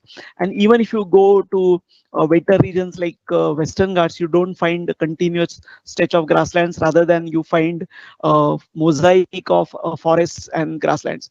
But then if you ask me where the grasslands India are located, so I can say that they are there everywhere. So Deccan Peninsula, the peninsular India is a very famous for their grasslands. So everywhere you travel in Maharashtra, Vidarbha, Marathwada region, or Telangana, Andhra Pradesh, Karnataka region, Tamil Nadu region, you will find a lot of tracks covered with grasses. Then in semi-arid and desert region, you have in Little Run and Greater Run of Kutch, Gangetic Plains and the Himalayan grasslands. Tarai grasslands are very popular in Gangetic Plains and Himalayas. And then northeast in India, where slash and burn agriculture is practiced, you can see grasslands. And even in the trans-Himalayan region, where you have cold deserts like Lahore, Spiti and Leh region, there you find grassland-like habitats. So these are the dry grasslands of Little Run of Kutch. Then you have some grasslands known as Shola. So Shola is a mosaic of grassland communities on the hilltops and on the slopes, and simultaneously you have dense evergreen forests which are located in the ravines or in the valleys. So this is a mosaic of both grassland as well as evergreen forest, and people have done research that these grasslands are basically, frost is the most important controlling factor for these grasslands, and they don't necessarily turn into evergreen forest because of the frost and probably fire these days. Grasslands are also associated with a lot of fauna. So many faunal components, elements depend on grasslands. many threatened birds like lesser florican or great Indian bustard, you can see in the image, are dependent on these grasslands. Then many grassland specific birds, grassland specific animals has evolved in this region. People have done specific works on the sarda and this geckos of grassland region, lizards basically, and they have found out that you have many endemic species that evolved in those grasslands. Then simultaneously faunal component, in addition to faunal component, human communities like as you can see in this image, Dhangar and Fasepar, these are totally depend on these grasslands for their domestic cattle and domestic sheep and goats, which they then obviously they are nomadic communities, they move from one place to another. So grassland become a very important component of these communities also. But then as I was telling you, the primary narrative as they are secondary information, what are the driving factors for this grass composition? So there are two things which drive the composition of species or grass species in the grassland. So one is obviously grazing. So if you want to classify species in the grassland, you can easily, based on the needs of these cattle, they can be classified into palatable species and non-palatable species. So how palatable species are different from non-palatable species is palatable species have obviously are more, they have more nutrition, they have more nitrogen in them, but in addition they don't have a structure called on. So majority of the grass flowers, florets we call them technically, so they are associated with a structure called as on, which we know as kusar here everywhere around Pune. So these ons are protective cover, and that's kind of a spiny structure, bristly structure, and when a particular organism, a grazer, is trying to consume a grasses, on is going to the factor which is going to determine whether the species will be consumed or not. So to make it simple, that on grasses are not preferred, they are unpalatable, and unon grasses which don't have ons are preferred and are best palatable species. So when a particular grassland is subjected to overgrazing, what happens is slowly when the cattle enter the patch of grassland, they are not going to consume the unpalatable species. Rather than that, they will prefer the palatable species. And before there is a flowering, before there is a seed set, and before there is a dispersal of seed in the next year, you have palatable species consumed before that. So slowly over the years, if the grazing continues, what will happen is palatable species will reduce and unpalatable species will increase in proportion, and slowly the grassland will turn into unpalatable species. And on the grasslands where domestic cattle were feeding, now the height of the grassland, the species will alter in such a way that only sheep and goats can feed on those grasslands, and ultimately what will result is you cannot even see a single blade of grass on the ground. But that was the one factor. The another factor which controls grasslands is periodic burning. So people have often seen that they are setting these grasslands are on fire. So there is a periodic burning activity conducted across Western Ghats and all over peninsular Indian region. So this activity, if you talk to people, they will tell you that they do it, this periodic burning, for the three different purposes. One of the purpose is basically once this grassland and the forbs and other species they are burned, a lot of nutrients are added to the soil, and based on these nutrients you can expect a good grass growth in the year. So this is one. So ash will give you minerals to be added to the soil. Second is, this is a way of controlling weeds. So there are many multiple number of weeds, exotic species that has in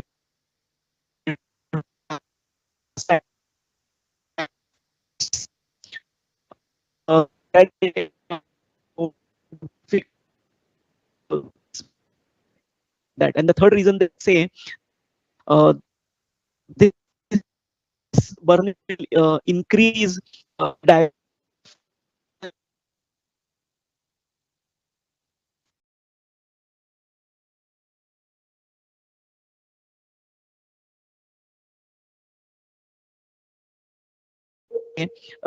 for burning. So burning and green composition and a hilly grazed and heavily burned grassland will, And since people are more worried about getting one particular species which is manageable and can be is harvested, they have to compromise on good palatable fodder species. So this photo is from a fort, Anjaneri near Nashik, where you can see a patch of grassland which is subjected to grazing and periodic burning. And then this periodic grazing and burning continues, then you get to see dominance of unpalatable species on species. As you can see in this image, this is a grass we call botanically as heteropogon, and locally people call this as a kali kusal. And this is highly unpalatable species because of the bristly horns which you can see that this particular grass produces. Even after heteropogon grass patches, if they are burnt and again grazed by ships and goats, then you see a species called Aristida, which is a very dwarf species and much degraded condition. You can see in this image that this particular grassland grazed and burnt, and even not even heteropogon, but this a species which is like least consumed by cattle appears on these grasslands, and then you don't see anything except the trees. But then what classical text says, the classical texts are going to tell you that the Indian grasslands would be dominated by two grasses, Sehima and Dicanthium, Pauna and Marvel. So they are excellent palatable species. You can see this Marvel in this image and Pauna in this Sehima in this image. So both are excellent palatable species, and then they don't have awns. So after telling you about the present condition of grasslands in India, you'll ask me what are there any efforts of conservation? I'll just want to highlight a couple of them. One such success story is from a grassland in Lamkani near Dhule. So this image shows you a fort Laring where there was a wonderful grassland once upon a time. Then the entire fodder requirement of Dhule district was taken care by grassland around this fort Laring. But over the years, it was subjected to grazing and burning and resulted in heavy degradation, that no grass fodder is supported by this grassland. But there is another grassland known as Lamkani, a village known as Lamkani close to Laring, where people came together and they managed these grasslands. So the community was involved in managing these grasslands by way of totally controlling the annual fire. This grassland is not going to be set to fire. And second thing, they are not going to graze it unless the seeds are dispersed. So control on grazing and control on burning resulted in a wonderful luxurious population of Sehima. And then once the seeds are dispersed, you can harvest this grassland, harvest these grasses, but already seeds are there in the soil. So next year, wonderful, again, Sehima population will increase. And this was largely done by effort of a pathologist from Dhule. His name is Nevadkar, who initiated this process. Simultaneously, you have a couple of more experiments, conservation efforts from Vidarbha region. Kaustubh Pandhari Pandey, one of my friend, is doing in patches of Vadala and Chisamasa, where communities of Fasepar, they are conserving grasslands. And this particular image is from a grassland near Kayadu River in Hingoli district of Maharashtra, where people have protected a patch of grassland which doesn't only grow good grasses, but simultaneously protein-rich legume species, another plant family which is rich in proteins. Legumes are also you can see along these grasslands. So now we need to relook at these habitats, and that's what is the take-home message from my presentation. Since they provide large number of ecosystem services and many communities are still dependent on them, we need to have a relook at them. But my association with this Tata Power Company started with this book in 2011, which we wrote with Vishwas Rao sir, Wild Orchids of Western Ghats. And recently we completed a project on selected endemic species of orchids, and we did mass multiplication through tissue culture, and those individuals which we propagated or developed through tissue culture belonging to these wild orchids were again reintroduced back in the wild. So during that time, I did a lot of field work in and around Valvan and Shirota dams of Tata Power Company. And for me, what holds this important, the Shirota and Valvan dam catchment hold, because you have on the north side Bhimashankar Wildlife Sanctuary and south side your Rajmachi Wildlife Sanctuary. So Bhimashankar, and between these two sanctuaries, an important corridor is protected by this Tata Power Company.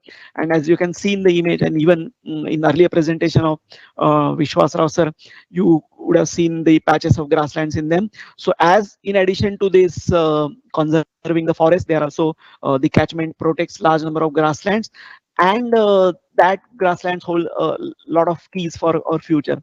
So presently, our work in Agarkar Research Institute revolves around understanding the traits associated with these grasslands, the palatability of a particular grasslands, what are the characters that help grassland importance in future. One such character is we are studying desiccation tolerant grasses. So desiccation tolerant grasses are the grasses which have a strategy we technically called as poikilohydry. But in simpler terms, we can call them as don't die. So these are the grasses which grow on the cliffs of Western Ghats, which dry after the monsoon. So in winter and summer they are dry, but as soon as they receive the first shower, the same blade which looks like brown or dyed turns into green. So these features, desiccation tolerant grasses, are going to hold a very important key, because majority of our food sources are given by grasses. And in future also, looking at the current changes in the climate and increasing temperature, we have to look at grasses for our answers to our future riddles. So to conclude from my talk and from my work, I believe that grasslands are not wastelands. They're important, as I already told you, ecosystem services and the carbon they hold. We had been studying these nomadic communities and their dependence on grasslands, and in future also we need to work with them and understand how closely they are associated together. So then grasses, obviously, I told you, gave us most of our food crops, and future plants like desiccation tolerant plants or C4 plants, which can grow in higher temperature and low moisture environment, can hold a key for our future crops. And most importantly for me is we need to rethink about the tree plantations strategies that we are conducting in Western Ghats, that converting grasslands into forest is not the right way of looking at these habitats. And my talk I centered around how they are important and how they hold a key of our future. And that's why I feel that our land, we started with a question, do India had grasslands together, and this forest bias needs to be removed, and this entire area should be seen in terms of mosaic of grasslands and forest. So I'll end with this quote by John Weaver, forest, a famous agroecologist from America, and he says that they have they are important because grass covered hillside are open for those who read, and what you can read from this is not only the past and present, but the forecast of the future. So finally, I'd like to thank Director ARI who supported our research work, and then Vivek Vishwas Rao, Pratiksha Naik of Tata Power. Thanks a lot.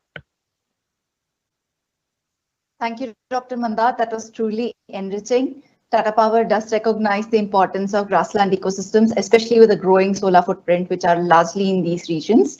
And we have also associated with Bharatiya Vidyapeeth Pune to have first of its kind study on grassland conservation and bioresource potential at solar plants. Thank you very much, Doctor. Our next guest speakers are Shivang Mahadevia, Head of Corporate Strategy and Sustainability at Tata Chemicals Limited, and Virendra Samphalwar, Project Coordinator of the Biodiversity Conservation and Waste Management Programs at Tata Chemicals Society for Rural Development. Tata Chemicals is doing great work in ecosystem restoration, and we invite them to share their award-winning ecosystem restoration journey. Thanks, Vaishnavi. Just to check, am I audible to you? Yes, you are.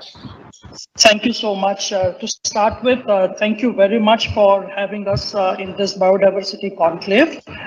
We really truly appreciate, and we are here to share some of our work which we do in biodiversity conservation, which we called as Dharti Ko Arpan.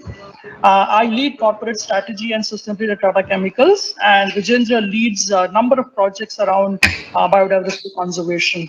What we have today is some of the scope across various sustainability framework that typically aligns to the UN Sustainable Development Goal.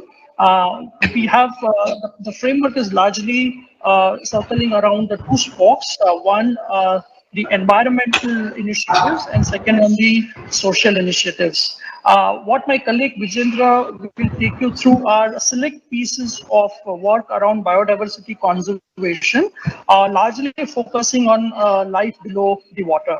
So with that context, I will request Vijendra to take forward the discussions, please. Thank you, sir. So, under ensuring environmental integrity, we are focusing on the biodiversity conservation. And Tata Chemical looks like what the businesses and biodiversity can be closely interlinked. So, following that, we have the code to conserve and strengthen biodiversity in and around our operation areas within the sustainable manner, so that it should be benefit to both nature and human communities. And following to achieve the goal, we have the objectives to conserve and strengthen these ecosystems around through the partnership with the stakeholders and to create the stewardship among local communities to conserve and take this leadership. And through the platform of the Seascape Center for Sustainable Conservation Action for Protection of Ecosystem of the Seas, for the knowledge exchange, what knowledge we gain over this period of time. So the approach is linked with the need identification, how we structure our projects. So that was the first thing the organization needs, how we can produce and align our production without harming the nature. And then it's aligned with the need at the state level and the national level. So that's how these all projects are interlinked.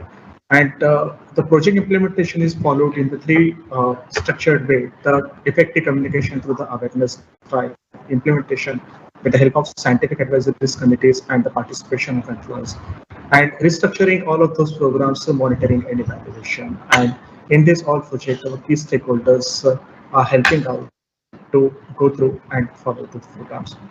So following that, our scope is largely contextualized into the 5 programs: the indigenous flora conservation, the coral reef recovery, whale shark conservation, water bird conservation, and mangrove restoration. So these are as per the needs and the context. Now I'm going to the projects from Tata. So the indigenous flora conservation, as the Vanda sir was explaining, there is a need to restore this indigenous flora because there is a rampant and spread of the invasive species, and that's taking over this the local habitats. So that's directly and indirectly harming the local fauna and increasing the human wildlife conflict. So that's the main reason to those all the local ecosystem. So the objective follows that one, to conserve the indigenous flora and to strengthen the local ecosystem so that can provide the undisturbed habitat to the local faunas. And how we achieve it through, so we say, so we created the biodiversity reserve area and 170 acres of land, which is dedicated for the local floras. And over the period of time, when we see what we achieved, so when we started, our area has only 30 types of species of the floras, which was depleted over the period of time. And now, in the 170 acres of area, we have able to conserve 159 species of the floras. And following all of these efforts, the fauna, which was 55 in numbers in 2008 and 9, now it is increased to 139 species, which includes the birds and animals. And this program is continuous to restore this natural habitat. Following that, the coral reef recovery project. Once upon a time, the Metafu was been known as the corals habitat, but following many factors, the reef was destroyed or like depleted. And to restore that one, we took the project of coral reef restoration to enhance the natural recruitment and transportation local species. We also transplanted the corals from the Lakshadweep, but following the certain factors, we also learned that there is a need to adopt the local species to conserve the local species. And that's how the area is spread across the 5 kilometers square of area across the Mithapur beach beside the plant area. And over the period of time, this project is being implemented with the help of Wildlife Trust of India, our excellence partner. And in the over the period of time from the initiation of the project and to the recent 27 coral nurseries, which include the 3 corals. And then if you say the water, what we got using all of these, the coral reef restored from 330 square meter area. Square meter, the surface area, it's restored to this 3,594 square meter. And when we say that there is a participation of the local communities to restore this conservation, so the help of the fishermen get in terms of the livelihood because of this restoration.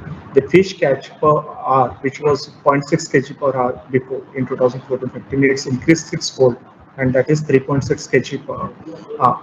And this area is under coral restoration is increasing over the period of time. Also, this is helping. So this glimpses provides the how this coral transplantation or the coral reef restoration is happened. So the structure is like these corals are coral boulders are getting collected from the local habitat, and then it gets transplanted over this reef structure. And with the help of Tata employees and the volunteers, we able to track the health of the corals. And that's how the inside coral monitoring done over by institutional partner. And the same project is also scaled up in the Lakshadweep area. Now there is another project what we are working on, the whale shark conservation, and why we require to intervene in that one, because of the rampant hunting of this whale shark, the marine giant animal, and it's uncontrolled fishing. So that's how we intervene, and when we initiated to conserve these local species and to restore store it. So that we took help of Murari Bapu as a brand ambassador, who has the hold over the community, who has a hold and respect in the community for his religious points and his point of view towards the conservation.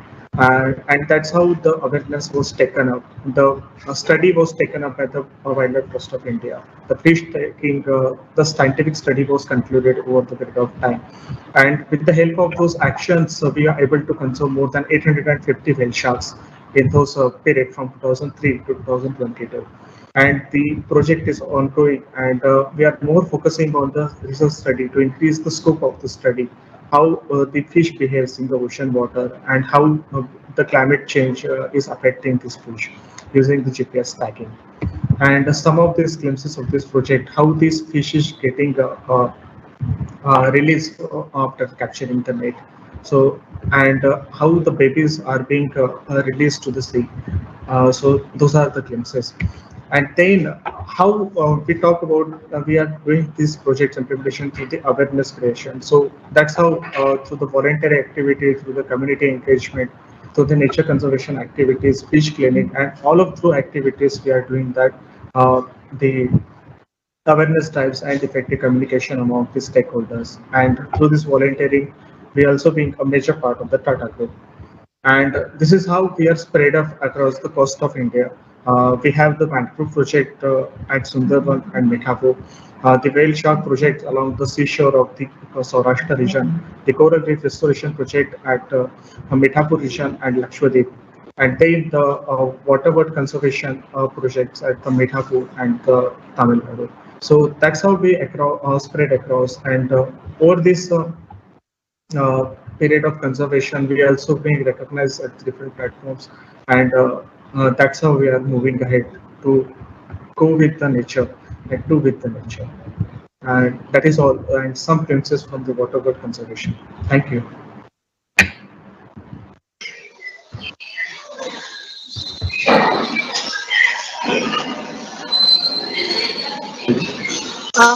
Thank you, Shivang and Vijendra.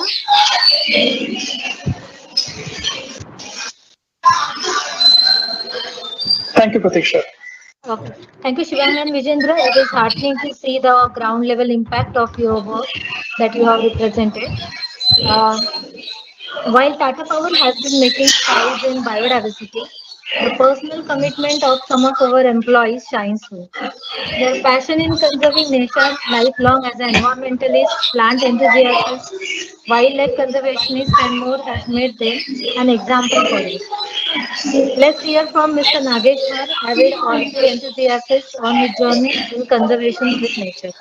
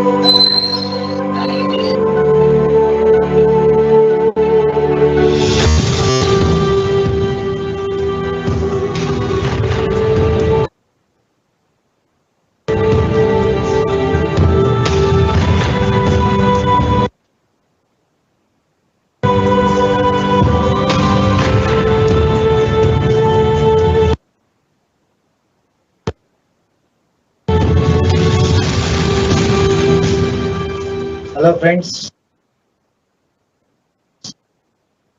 my name is Nageshwar. I am working in Tata Power Solar FCG department. I have started gardening at the age of 13. Almost from 37 years I am doing gardening.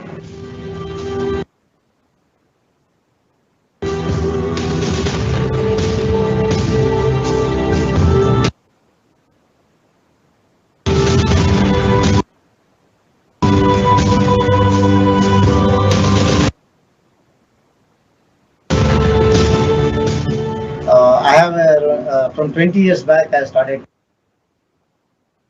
collecting orchids. Now I have 3,500 orchids in my. As you know, Orchidaceae is the largest flowering plant family. Nearly 800 genera and more than 25,000 species identified so far.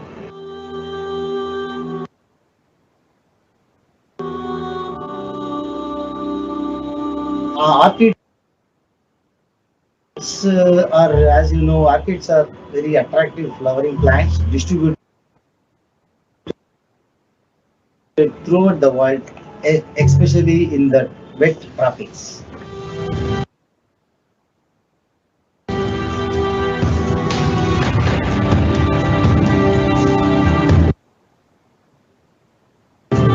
As you know, orchids are indicators of health of the ecosystem. They are also a potential indicators of change in the climate. Orchids are highly specialized group of plants. Their pollination methods and mycorrhizal association for the germination indicate their interaction with the environment.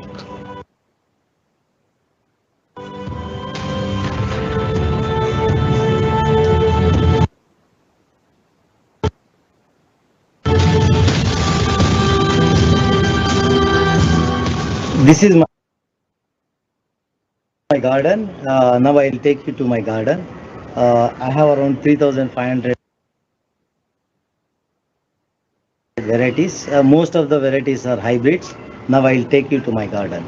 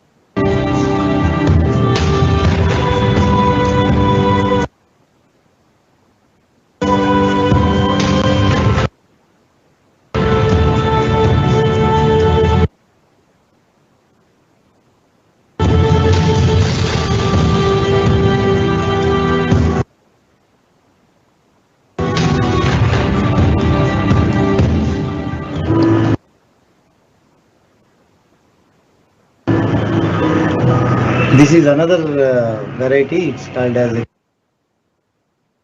Grammatophyllum speciosum. This is the biggest orchid in Orchidaceae family. In nature, they grow almost 15 feet. So this I'm growing it from almost 15 years.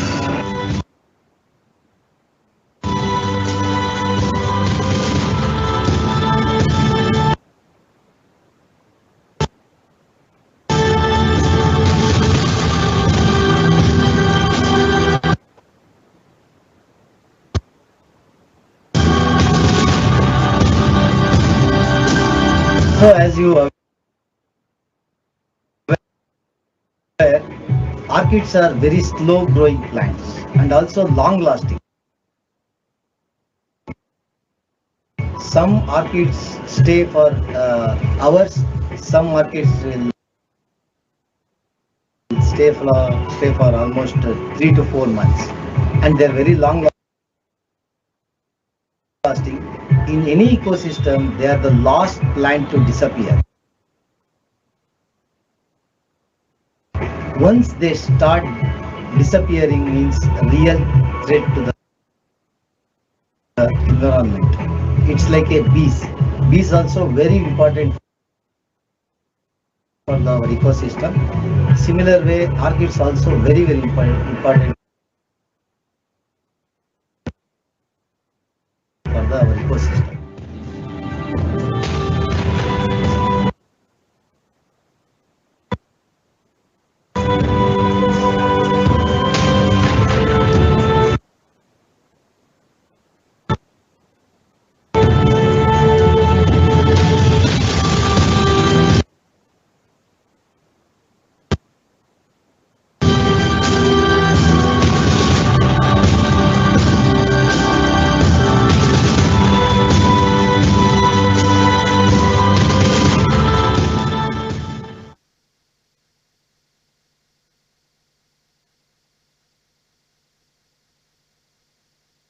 After a peek into Mr. Nageshwar's stellar orchid garden, next up we have Mr. Arpit Devmurari, a spatial and computational ecologist with conservation technology specialization. He has more than 17 years of experience with various organizations such as WWF India Foundation for Ecological Security, Wildlife Trust of India, the US Agency for International Development, World Bank, and others. He has handled complex research projects using GIS, remote sensing, biodiversity informatics, and big data to improve decision making in the development and conservation arena. He is the recipient of the Carl Zeiss Award for Wildlife Conservation and an avid bird photographer. Please welcome Mr. Arpit Devmurari. Thank you, Vaishnavi. Probably I'm you are able to hear me, right? Yes, sir. Okay. Good afternoon, everyone. Thanks Tata Power to invite me over to present some of my work. I'll be kind of presenting where the GIS conservation technology can be used in terms of actual conservation actions on the ground, largely based on my experience in past 17-20 years. If you look at the current status, almost like 41,000 species are about to threaten with the extinction, and the latest state of world's bird report of just released last week says almost like a 59% of Indian birds are threatened, and globally around 1,400 species. Now, if you look at India's moment, I mean, we are ranking almost 4 in terms of most endangered species having country. And if you look at the population pressure, we're going to increase by 2030. We're going to cross China as per the World Bank, UN's population division. These are showing a kind of a reality what we are dealing with in terms of conservation and the development scenario. Now, if you look at the conservation arena, has been from reactive to protective. What I mean to say, in 90s, it was more about conflict resolution, pilot projects, very minimal scalability. Many of the business standards came into somewhere around 2000, where we started talking about cost-benefit analysis, stakeholder participations, buying, investment.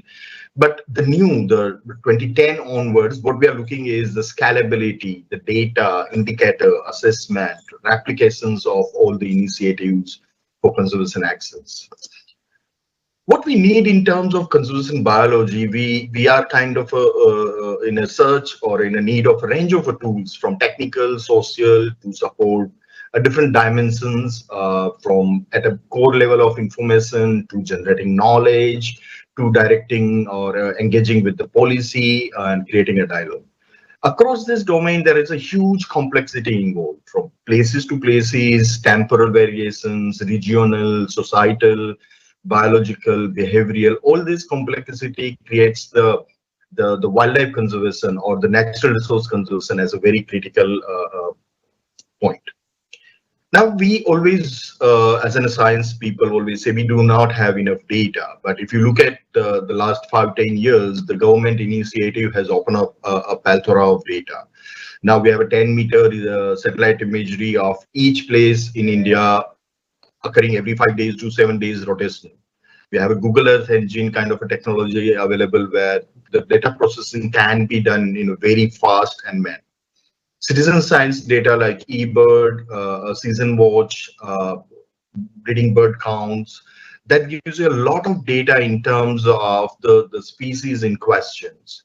A lot of academia and the research institutes are moving towards open research, replicability, reproducibility, and scalability to their research, their technologies, their codes.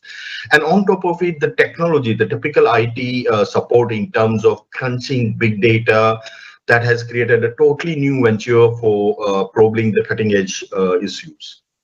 Now I'll go through some of the basic tools where GIS been utilized. One is a very typical where we utilize for planning, where what kind of a location infrastructure you use satellite imagery, the census map, the population, and all this kind of data sets are being used for planning. We also rely on ancillary or attribute data, what we said, like how much area it is, what kind of a soil the area has, what kind of a forest type it has, how many village, how many household, how many male, female, literacy rate. All these things are like a basic planning tools for any of the project, being a corporate, government, or a conservation organization take on. Another side also becomes when we are dealing with the community, we need to translate this, geeky or tough data in a very layman infographics format that actually helps very easily with the technology. Another is mobile-based survey tools where we can just use ODK or a Kobo kind of a freely available tools in a distance area to derive more data sets or subject-specific data sets for analysis. Now I'll talk about a couple of slightly advanced tools which uses. The first is the species distribution models. I mean, to conserve any species, we need to know where the species occurs. So this tool, this algorithm actually kind of predicts where the chances of the species occurrence or species to survive that population is higher. The example map shows Great Indian bustard, critically endangered species, species distribution map across India. This has been used in a quite lot of field. It has been used for identify site for relocations. It's been used for kind of an indication of biodiversity richness, invasive species, and the relocations or that kind of a use. I'll give you one practical way that how we try to utilize in a typical scenario, a live scenario. So we have here a Kumbhalgarh Wildlife Sanctuary, and the department, say for an example, want to kind of restore this. So we develop various distribution maps using SDM tech to different grass, herbs, shrubs, and the trees occurring in that region, native. And we use one more tool called local ecological footprint. It's been developed by a University of Oxford. It takes a couple of different layers. It's an online tool, and it gives you an output, very simple layman, a manager can understand, which is the green is the better area and the red is the worse area or a degraded area to say. Now we decide to kind of move ahead and restore the red to green. If we change this overlay with the NDVI changes, which is the greenness changes on the surface, means it shows the degradation where are going to happen, and combined with the species recommendation. which basically going to tell you that this area is suitable for Google or this area is suitable for XYZ species, we'll be able to showcase more effective management of the area. One of the critical questions in conservation happen is when and what to happen and how much to do. So particularly in the restoration ecology, we have a limited fund. We can't do everything at a one go. Forest department, say for an example, they have annual operations plan. So they do it in a small section. So the GIS and these technologies can actually enable you to understand that where to prioritize your efforts to restore the ecology or the habitat or in a concern. Another thing that happens more of the time is the conservation support data. This is the whole of a Himalaya land use land cover at 30-meter resolution. To derive this, it took around like 49 gigabytes of satellite imagery for one single year. And this actually started from 2000, 2010, 15, 17, and 22. This enables us, conservation organizations, government, to understand what are the changes has happened in the habitat and the landscape at a larger scale. Another analysis which I had carried out was to look at how the rangeland, the high altitude cold desert grasslands are doing in terms of the greening and browning. Is it getting more green or is it getting brown across the year? So this result shows basically, how much degradation has happened in a cold desert area. And now with the help of, say, Google Earth or the latest satellite imagery, we can actually look at what are the drivers. So if you look at the greening has happened here in one of the Dras sector valley, it's mostly because those valleys has been converted into agriculture pastures, where the other browning has happened because of probably a landslide or that kind of invasion.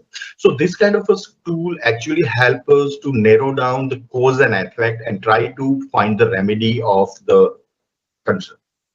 One of the largest uses in the disaster management. This is a cyclone Amphan effect after just 3 days. If you remember the cyclone Amphan when it hit Sundarbans, it was already cloudy. The normal satellite imagery won't work there.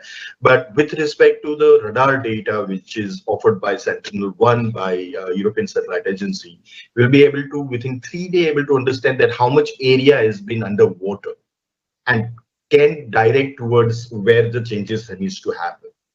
Another is this technology going to help us to connect with the community, the actual forerunners of the conservation on the ground, and try to engage more meaningfully. It is more of a two-way data movement compared to survey locations, and it becomes a really motivation tool for many. There is a really boom on say machine learning, AI in wildlife or in general. Our cell phones are face unlocked. Fingerprint scanners and all those, how we can utilize for wildlife. If we have a data on where the poaching has happened, what kind of traveling or the regular patrolling routes are taken by the forest department, and we feed into the AI system, we can actually predict where to focus manpower for patrolling to avoid poaching in these incidents by utilizing this model's output, which is practically we're going to tell you like where to do what, and this way actually optimize the resources available for the conservation courses. One of the biggest thing conservation organization, particularly dealing with the large carnivores like tigers and stuff, animals, are doing a camera trapping. India WII has won India's Guinness Book of Record. We collect almost 35 lakh images, and we have to tag each and every tiger from that whole plethora of data, and then run the different models. And it takes a really long time to actually manually take those data. But if we utilize the AI-driven identification system, which actually detects the animal from the image and take them on the fly, the workload reduces to like from 8-9 months to a week, which is actually a really big process optimization, I would say, in terms of dealing with the critical crisis of what nature is facing at the moment.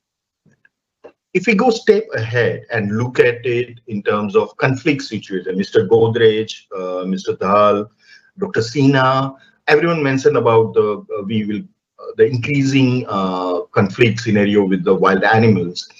We can actually use the AI models to develop IoT or Internet of Things ecosystems to, predict where or detect where the animal is nearby the house or the farm and trigger the warning to the villagers to, kind of be safe from the area or the animal.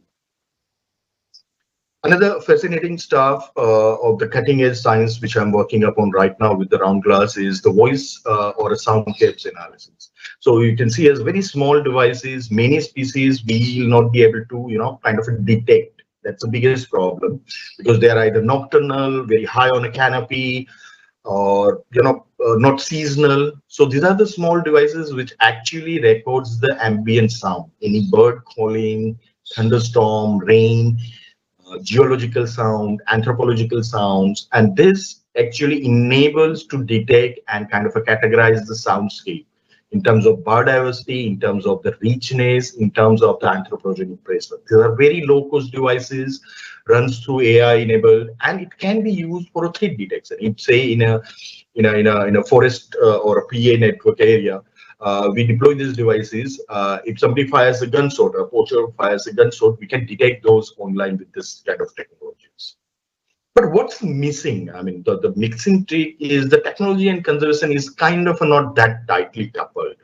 We collect a huge amount of data, multiple agencies, habitats, species, communities. All this data is analyzed, but sometimes they are not put it into a proper way or place. And without timely analysis, I mean, a road is building up across a protected area, and we are not able to, kind of do a timely analysis to support the work to conserve that area, then it's of no use. That data is of no use. And there is a very little capacity within country to analyze large scale of data, which is currently synthesis of social and ecological data to confirm our decision making. Now, if you look at the challenges, what we are going to face or we are facing as a conservation technology implementations across from corporate, government, non-profit organization, is the limited funding. These are the high-cost initiatives. Sometimes the initial investment is very high. There are so many duplication of efforts. Adoption and the capacity building. So this technology can be developed in, say, XYZ country, but adapting that into a local organization would be a costly affair, or the kind of capacity is required in terms of human or technical manpower would be lacking. Another biggest thing is this particular arena lacks a sustainable business model. They have to develop a innovative model to actually sustain this kind of a technology initiative for conservation actions. Constraints overall in both, as I mentioned, the technology versus conservation arena, further breaking down. If you look at the non-profit sector, upfront cost is high, less technical skilled people. The maintaining of this system sometimes is a dense training and capacity building initiative, and the data security, which is a foremost question. In terms of the technology, the initial funding, landscape of lack of standards, they become a really problematic issue. In a final stage, I would like to mention, like, we are dealing in a complex situation, in a complex place. Solution to these problems are not going to be obvious. It's not going to be, achieved in isolation. But these tools and technology can be useful to develop a conflict resolution framework where the development versus conservation scenario can be balanced out, and a different stakeholders with the competing interests can be, resolved and come to a kind of a win-win situation across. Pathway would be more towards collaboration and information sharing across the different sector, from corporate, academic, technology firms, interoperability of various tools and technology, data analysis in terms of the capacity and advancing the science behind it, small scale innovations with a focus on replicability and sustained scalability, particularly if you look at the massive conservation from by Tata Powers or the TCL's initiatives of seascapes. Those has to be replicable and scalable across, and those kind of a small scale innovation has to be encouraged. Now we know the mainstream conservation action is across the society, focusing towards influencing policy, and the regulation power is there. And last, it's time. We have almost 10 years to connect, and thank you very much. Thank you so much, Mr. Dev Murari. It was really nice presentation.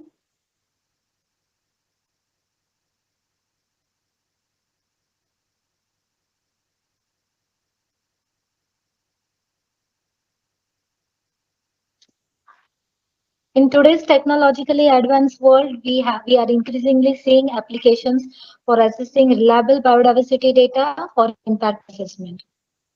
We have with us today Mr. Bain Jobson, a program officer with IBAT, Integrated Biodiversity Assessment Tool, to help conservationists make informed decisions using rapid visual screening.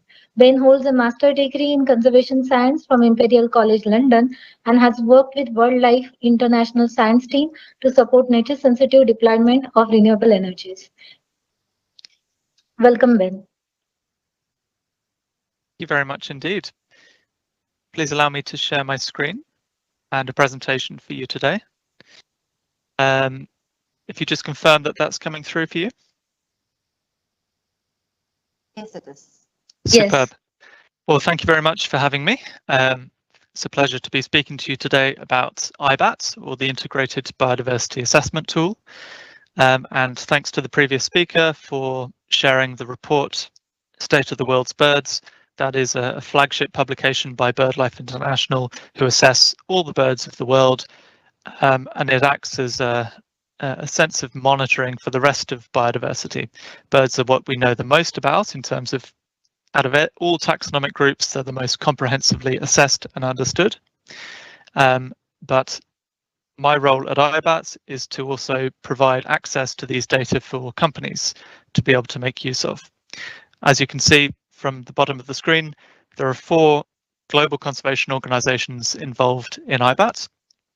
We have BirdLife International, Conservation International, the International Union for the Conservation of Nature, and the UN Environment Programme World Conservation Monitoring Centre. Now, my role is Programme Officer, so I deliver training sessions on how companies can access and use the Integrated Biodiversity Assessment Tool. And I've been in conversations with Tata Group for about 1.5 years now, and I'm excited, hopefully, to provide you with access to this wonderful database. The database provides data sets that are globally authoritative and provided by our 4 partner organizations. Those represent the World Database on Protected Areas, the World Database of Key Biodiversity Areas, and the IUCN Red List of Threatened Species. These data sets are very useful for high-level assessments, for example, corporate biodiversity assessments of all of your locations, so that you can determine the proximity of those sites to protected areas that are legally recognized for nature, to threatened species that might represent a biodiversity risk, and you would want to avoid impacting those species through your operations, and to key biodiversity areas, which are the most important places in the world for biodiversity, and a large number of those sites are called important bird areas. So they are sites that BirdLife and our partnership have identified. In India, our partner is Bombay Natural History Society, one of the oldest conservation organizations in the world. And it is our role to deliver these data sets under license to corporate organizations and to be able to enable them to make better decisions regarding sustainability and to avoid impacting these locations. This is a tool that can be used in a complementary way to the types of methods mentioned by our previous speaker, which are more sophisticated analyses that can be done at the project level, but for high-level screening and for reporting purposes, for example, these are the first data sets that you would want to look at within India, but of course across global operations as well. The data sets are updated throughout the year. The protected areas are updated every single month, with the red list and the key biodiversity areas receiving updates about 3 times a year. The data sets are very dynamic, so it's important to always access the most up-to-date and official version so that you understand which sites are being newly designated as legal protected areas, but also the latest status of red list species as well. Species can deteriorate very quickly in terms of their threats and their extinction risk, and it's important to know the latest status of those species and what priorities there are in terms of conservation. Just to touch on protected areas, governments are increasingly protecting larger areas of their countries, both in the marine and the terrestrial realms. And that's in relation to global biodiversity targets, which over the last decade, 2010 to 2020, were the HE targets, aiming for 17% of terrestrial land to be covered by protected areas. But now that we've moved into the post-2020 agenda, we're thinking about targets, for example, 30% of terrestrial land and sea that a number of leading countries have already signed up to. With that, the datasets receive drastic increases in protected areas that are reported to us directly from the governments, and it's those data that you're able to access through IBAT. With key biodiversity areas, these are designated in a bottom-up approach, so national partners, of which BirdLife have 119 around the world in each country, but then the partners and the members of the of the Key Biodiversity Areas Partnership, displayed on the bottom of the screen there, also act to identify sites. For example, the Alliance for Zero Extinction sites, which represent the very last remaining places on Earth for particular species, and there are a number of those in India and around the world, which would represent very sensitive locations where you would want to avoid impacts. The Red List receives significant updates on a periodic basis in terms of the new species assessments that are conducted for the first time, but also the systematic update of the species that are already on the Red List. The Red List represents the single largest compendium of species information in the world and the official status in terms of how likely those species are to go extinct based on our understanding of the threats that they face. And the categories that you may be familiar with are critically endangered, and vulnerable as the threatened categories, and then near threatened and least concern as the non-threatened categories. Of course, in India, you also have national priorities, but if you're thinking about global conservation and the likelihood of extinction, which is a global event, then this Red List provides you with that wider context. So through IBAT, the way that you can actually access those data are numerous. Firstly, you could download the global databases and host them in GIS or your internal systems. You can view the data sets on our maps. So this is an interactive website where you can view sites and species distributions. You can find more information about those locations, and you can upload projects which would represent your sites, so your offices or your power lines or your factories. And those can be screened on IBAT to generate a report for a given site and understand all the protected areas, key biodiversity areas, and threatened species within proximity to that location. We also have a range of metrics that you can use to identify opportunities for positive biodiversity action and to look at the larger picture in terms of where you might have more risk of biodiversity impacts. As you can see in India, I don't know how large the picture is for you, but actually, of course, where you have small populations of endemic species, like in the Western Ghats, that's where the scores or the values are much higher, because of course the significance of biodiversity is much higher, and actually some of those species might be under threat. And that kind of information feeds into this metric to enable you to plan at the high level where you want to locate new operations and where you want to manage biodiversity with the biggest impact in terms of improving species conservation.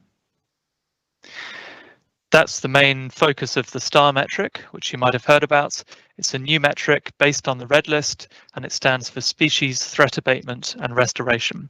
So it has two aims: reducing threats and restoring habitats to encourage species to return to particular parts of the world. So relating to some of the previous discussions, that could represent restoring grasslands in India to enable the Great Indian Bustard, Lesser Florican, and all of those globally important species to repopulate areas where they've been threatened through numerous different types of threats, but also loss of habitat. IBAT allows you to download a range of reports. So instead of having to query the data sets and perform geospatial analysis, you can actually just get IBAT to do it all for you, because we have the functionality ready, built in, and very intuitive and accessible. The different types of functionality allow you to screen projects, but also portfolios of sites. For individual projects, this is an extract from one of our STAR reports. So it provides you with a score for an area of interest, and it flags the major threats in that location.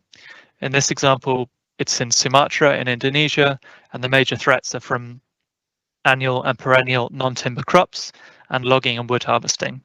So relating to, for example, agriculture of rubber and palm oil and pulp and paper production. This metric is global, built on the Red List, so you can identify the priorities for reducing threats in any part of the world. And it's a very easy thing to use to be able to assess all of your locations, so potentially thousands of sites in one analysis, and identify where you can actually implement significant conservation interventions to reduce threats and allow species to firstly not go extinct, but to recover as well. Other types of reports that we provide are the standard proximity analysis, so just the names of those protected areas, key biodiversity areas and species within chosen distances from each of your projects, which could be 1 kilometre, 10 kilometres, all the way up to 50 kilometres. We also have an IFC and World Bank critical habitat report that's focused around their performance standards, and it allows you to prioritise in terms of the highest biodiversity risks for projects. And those might look like the presence of critically endangered and endangered species, restricted range species, and the more sensitive sites in terms of protected areas and key biodiversity areas.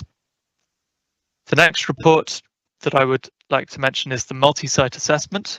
So in one report, you could assess all of your locations around the world, or within India, or within certain parts of the organization, and immediately receive insights on the number of protected areas, key biodiversity areas, and threatened species around each of those projects.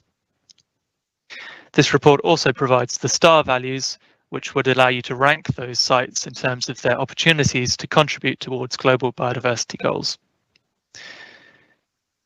Now, I'll just finish by saying we would love to provide some more detailed training sessions on the IBAT tool, and the topic in terms of this conference and this conclave is Act for Biodiversity.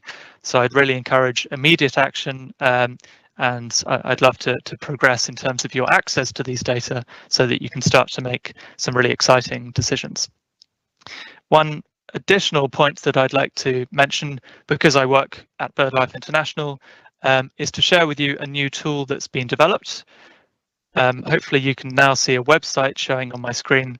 This is called AviStep. It stands for the Avian Sensitivity Tool for Energy Planning, and it's developed by BirdLife with funding from Asian Development Bank.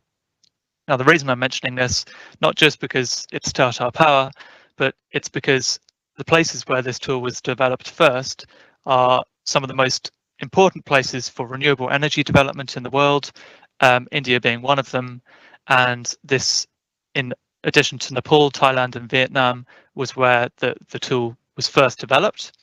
And what it can enable companies to do is identify sensitivity analysis for different types of technologies. So we have onshore wind, offshore wind, solar, and distribution lines and transmission lines. If I was to click on any of these, then it would show me a map of the country with sensitivity scores based on the sensitivity analysis that BirdLife have pioneered.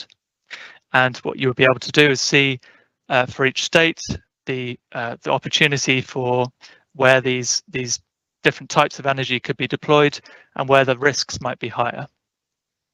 If I was to zoom into a particular area, then I could see this information in more detail.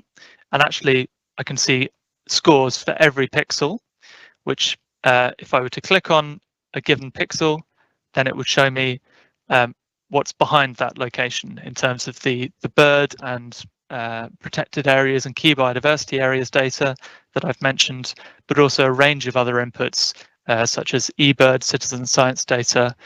And this can enable you to use a science-based way of avoiding high biodiversity risk in terms of sensitive sites, but also sensitive species. So you can see where you might want to avoid, where you might want to implement mitigation measures to actually protect species. And this is a free tool, so I would certainly encourage you to take a look. And if you would like, again, a more detailed session on this, then we'd be very happy to provide some training. So with that, I will hand back and look forward to any questions and the rest of the event. Thank you very much. Thank you, Mr. Jobson, for helping us understand the growing role of technology in ecosystem conservation. It was really enlightening to see the level of detail with which we can track, biodiversity related data on tools these days. So moving on to the next session, if we don't have any further questions on the chat, another biodiversity beacon at Tata Power is Mr. Rajan Gaikwad. His journey is truly an inspiration from all in the younger generation. He has dedicated himself for increasing green cover, keeping indigenous species preservation in view. Since the last 30 years, it is his passion project to plant trees and ensure their robust survival in his personal time. Let's hear his story.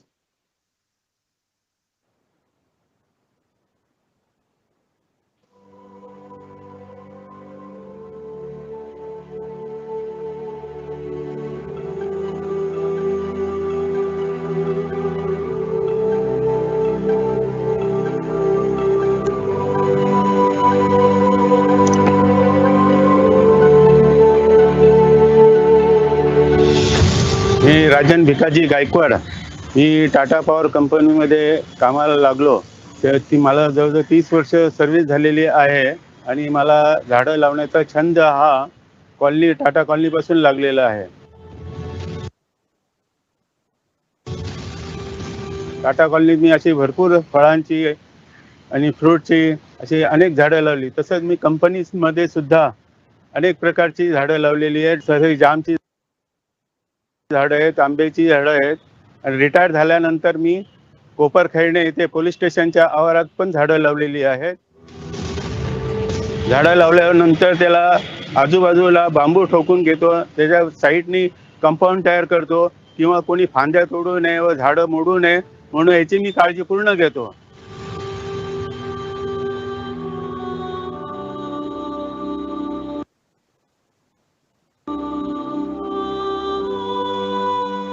अजूनही मी झाडं लावतोय. आता माझ्याकडे जवळजवळ 26 मी रोपं तयार केलेली आहेत वडाची. ती पण लावणार आहे आणि जिथं जागा मिळेल तिथे मी लावणार आहे.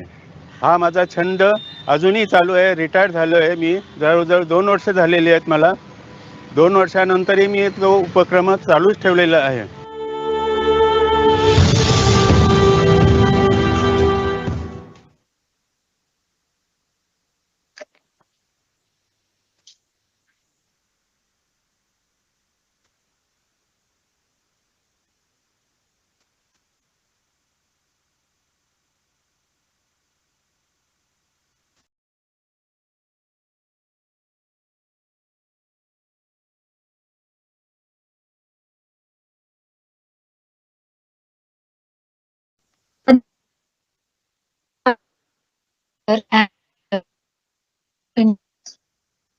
So the next speaker is Certified Energy Auditor and Manager under Government of India's Bureau of Energy Efficiency, Ministry of Power, Mr. Manish Tapkara. the founder and managing director of EKI Energy Services Limited, that guides corporates in operations that have net zero emissions. Mr. Manish has also been designated as a member of CII Western Region Subcommittee of Environment Sustainability for the year 2020-23. He is also a recipient of Rajiv Gandhi Excellence Award 2014 and has received the Certificate of Excellence for Outstanding Achievement in Business, Climate Change, International Industry by Indian Solidarity Council, New Delhi. Joining with him is Mr. Arun Kumar, Deputy General Manager with Amrut Nature Solutions Private Limited, a JV between AKI Energy Services and Shell Overseas Investment (PV). He is overseeing the biodiversity conservation planning and monitoring for the nature-based solution projects that are being developed and implemented by Amrut and EKI. Welcome, sir. Yeah, thank you very much for the introduction. I will share my screen. Just a second.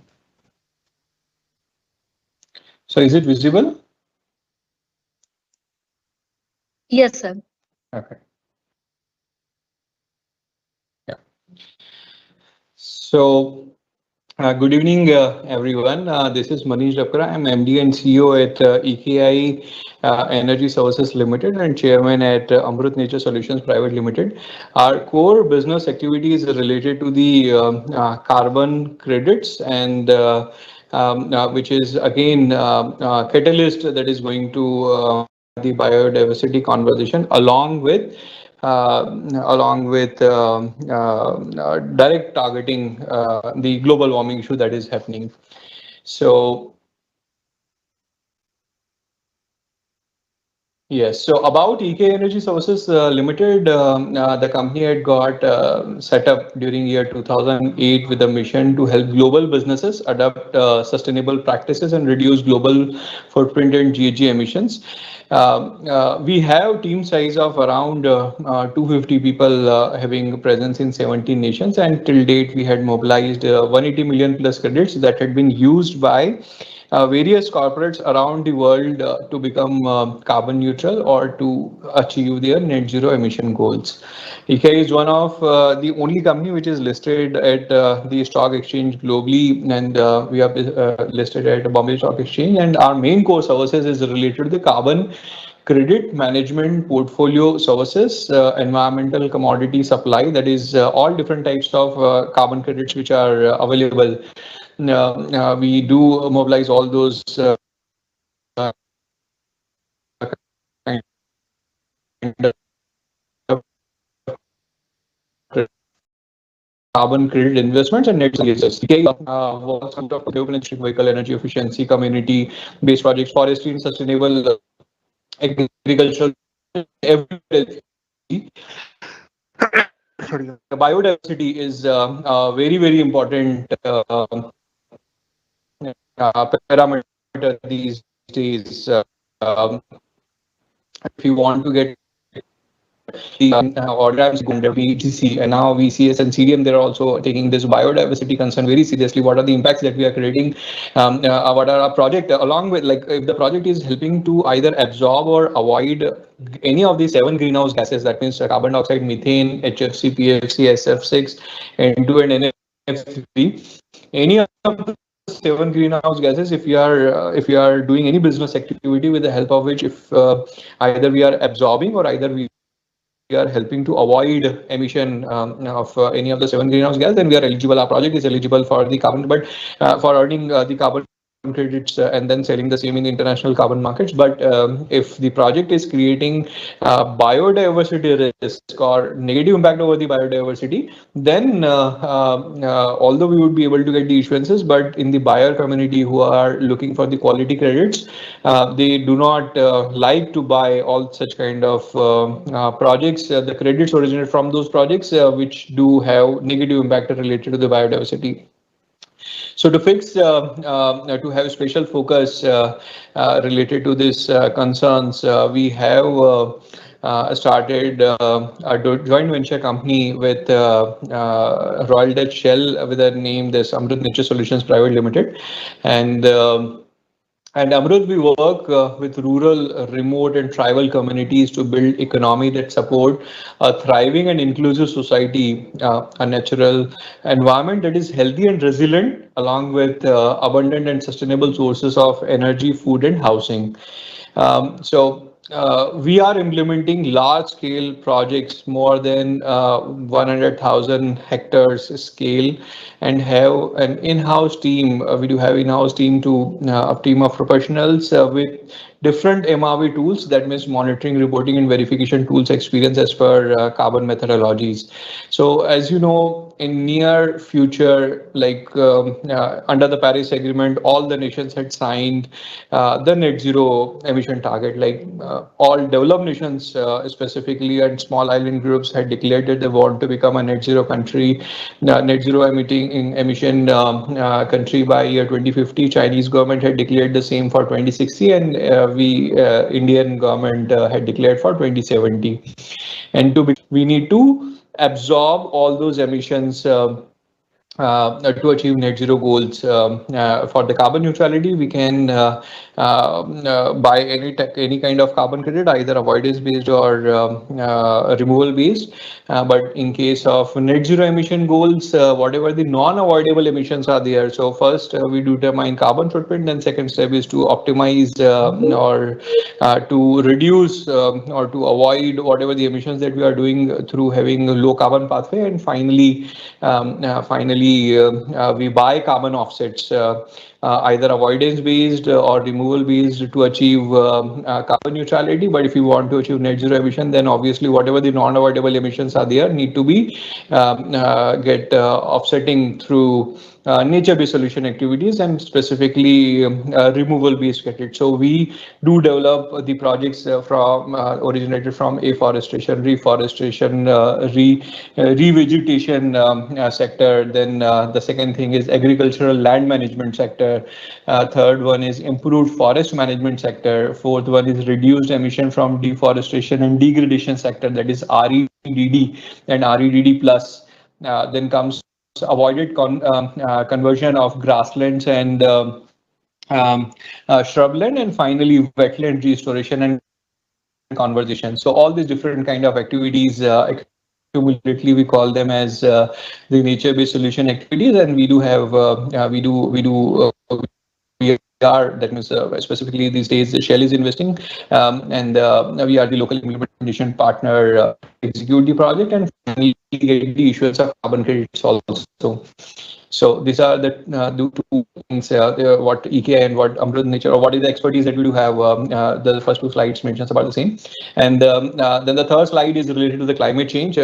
So as you already know, during 2019, we have already achieved 1 degree centigrade, and whatever the emission trajectory is there, if all the nations will do emit at the same trajectory, then around 3.3 degrees centigrade is going to be the temperature rise by the end of the century, or maybe whatever the growth that we do have, it is anticipated by the mid of the century, by year 2050 would be able to achieve 3 degrees centigrade temperature, and that will do impact the overall ecosystem, biodiversity, climate change. All this, the related concerns are going to get highly impacted.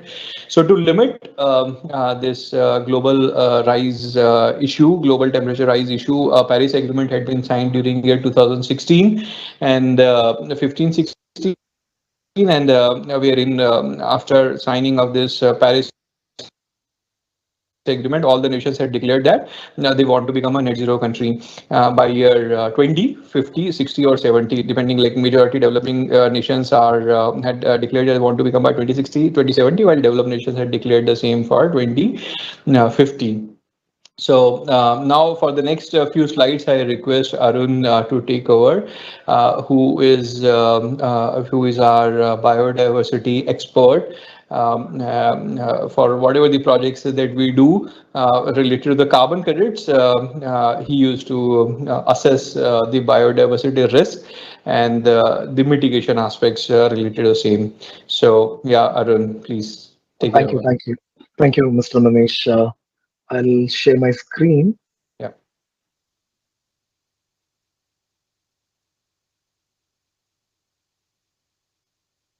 Hope my screen is visible. Yeah.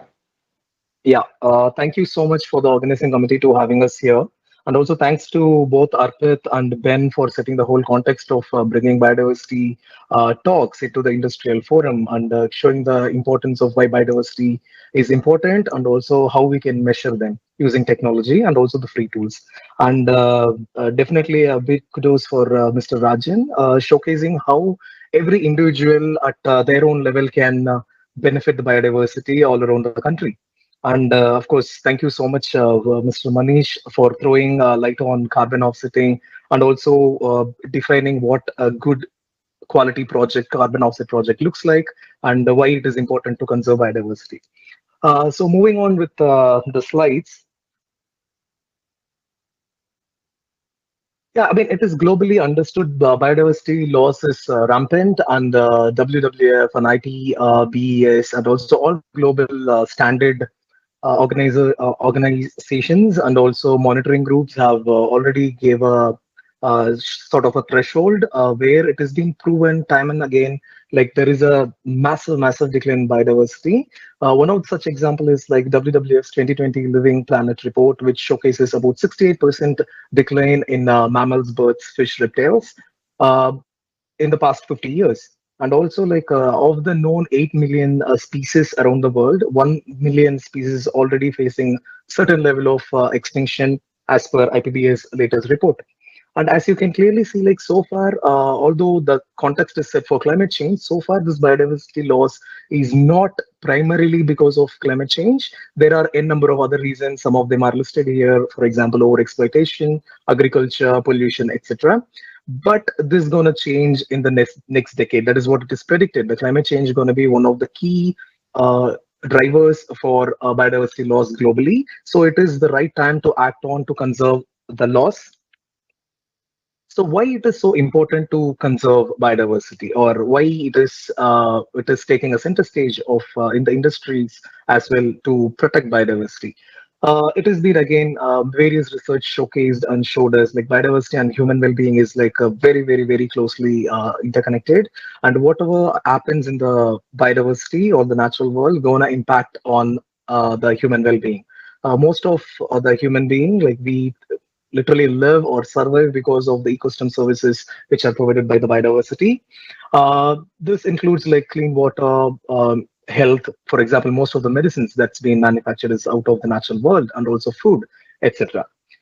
And it is interesting to note again, like because of this rampant destruction of the natural world, this is what is causing us emergence of new diseases. I mean, the classic example is COVID and also Napa virus and etc. etc. And it has been again predicted like there are going to be more such pandemics and more such diseases that are going to be prevalent because like we are destroying the natural world and coming in contact with the viruses, which is secluded usually in the high forested areas. But now since we are developing into these areas, so our proximity with the viruses are increasing. So how these two are interconnected? Why climate and biodiversity is always spoken as two things of the same problem? But yeah, the reason behind is like it plays a two-way role. Climate change impacts or is a major driver of biodiversity loss, whereas biodiversity loss can also enhance or also accelerate the impacts of climate change on the communities. Again, for a classic example, let us take mangrove ecosystem. Like because of climate change, the mangroves are declining, and since mangroves are declining, there is no coastal protection. And the coastal communities are facing hazard due to the increasing cyclones. And similarly, it has also been proved like by protecting the natural world, by protecting the biodiversity can help both mitigate and also adapt to climate change impacts. Some of the key examples here are like carbon sequestration. By having more forest, by protecting the grasslands, we can sequester carbon dioxide from the air and which can be stored safely in the ground. So these are some of the key ecosystem services that are being provided by the biodiversity, and that's the reason like why there is a good connection between climate change impacts and biodiversity protection. And this whole idea is like very well thought over and very well been taken by the communities and also policymakers. And in 26th Conference of Parties to UNFCCC, that is COP26, it is clearly established that the loss of biodiversity and ecosystem services is the top priority now, and every organization should, in their own way, should tackle the biodiversity loss to protect the natural world. So coming to the key context of this talk, like climate change and carbon credits. So carbon credits or carbon offset, as Mr. Manish was explaining, are the most efficient near-term solution to closing the emission gap. We are not claiming carbon credits the only solution that everyone should act on to protect ourselves from the impending dangers of climate change, but it is one of the most efficient near-term solutions, because every industry, when we are asking them, or when they've been asked to move to lower emission strategies, it is not that easy of a transition. They need a certain time for their usual practices to move on to more biodiverse friendly or nature friendly business operations. So in this transition gap, it is very important that they could be able to get offsets so that the transition can happen slowly and also very efficiently. So that's the whole idea of carbon offset being there. And we also understand, being in the industry, like yes, carbon offsets are not clearly laid out in many of the projects, and there are risks, permanence risks, additionalities, etc. But yes, the well implemented project can go a long way. And also these well implemented projects are what we call it as good quality projects. And at EKA and also at Amrut, this is what we are trying to put on ground, actually, these quality projects. And also now we have like over 8 different broad sectors of carbon credits, renewable energy, the most widely known carbon credits, but also household, chemical industry, energy efficiency, waste disposal, agriculture, transportation, and also forestry and other land uses. Just to give the context, a single carbon credit is created when 1 microton of carbon dioxide is removed from or prevented from entering the atmosphere through emission reduction programs. And these programs could be implementing renewable projects, or it could be an afforestation project, etc., etc. So the carbon market is growing, which is definitely a good sign, because more industries are understanding like they need to hop on to this transition period, so that in the long run it is benefiting the company and also benefiting the natural world. And so far it has been estimated that annually we need over 500 billion USD to address the climate change and biodiversity decline happening globally. But unfortunately, this has not been met, and just above $100 billion is being invested every year to addressing the biodiversity loss. You can see in the graph clearly, like this is the present status. Like most of the funding that is coming for protecting the natural world is from public sector, that is about 86%, whereas private sector is just 14%. But the projected figures for 2030 shows, because of the carbon credit and the carbon market, we are bringing in more private funds into the whole pool of funds, which is at the disposal for nature protection, biodiversity protection. So this is what is how the carbon market is becoming the catalyst for protecting the natural world and also protecting the biodiversity loss. Because from a 10% to a 40% jump happening just because of carbon market, wherein we are the private businesses are hopping onto the carbon market so as to get, protect biodiversity around their businesses and also all around the globe. And again, Mr. Manish already have spoken briefly about nature-based solutions. Nature-based solutions are projects which primarily works on protecting or enhancing the capacity of existing ecosystems. There could be any ecosystem. This could be a natural ecosystem like as forest, mangroves, or grasslands, etc. Or it could be even a production landscape, just as agriculture land, which is a project, which is basically a production land. And also, as many of you already know, or it has been again said and proved many times, there is equal amount of biodiversity that occurs in agri areas. And India being one of the largest agrarian countries, we have a lot of potential to protect biodiversity or the wildlife outside our protected area network and also in our agri lands. So the NBS projects can be again 2 types. One is like by avoiding the emission. For example, if there is a degradation of forest that is ongoing, we take measures, we do certain activities to arrest forest being in the declining, and also this stops the emission by deforestation. This is basically the concept of RED. And also other projects are like removal of carbon dioxide from the atmosphere. This is again your afforestation project and reforestation project, where we plant trees, and as it's well known, the trees absorb the carbon dioxide from the air, and we store them in their biomass. So this is how the whole NBS system works. And NBS, it's not just about mitigating climate change and sequestering carbon. NBA's main objective is, of course, climate part is one of the major objectives to mitigate or also to absorb carbon dioxide from the atmosphere. But as well, it has to provide for human well-being, that is the local communities, for their livelihood, for their clean water, etc. And also it should be providing benefits for the biodiversity, like creation of new habitats or removal of the existing threat, etc. So how these two things are now interlinked? Carbon credits, that is primarily there for the businesses to act on, to hop on to the transition phase of becoming net zero and protecting biodiversity, and how this can be, used. Carbon credits can be used for biodiversity. So as again Manish rightly pointed out, like most of the standards, including gold standard, VERA, VCS, and also CCB labeling, all these organizations, all these registries and standards are more and more recognizing the importance of biodiversity.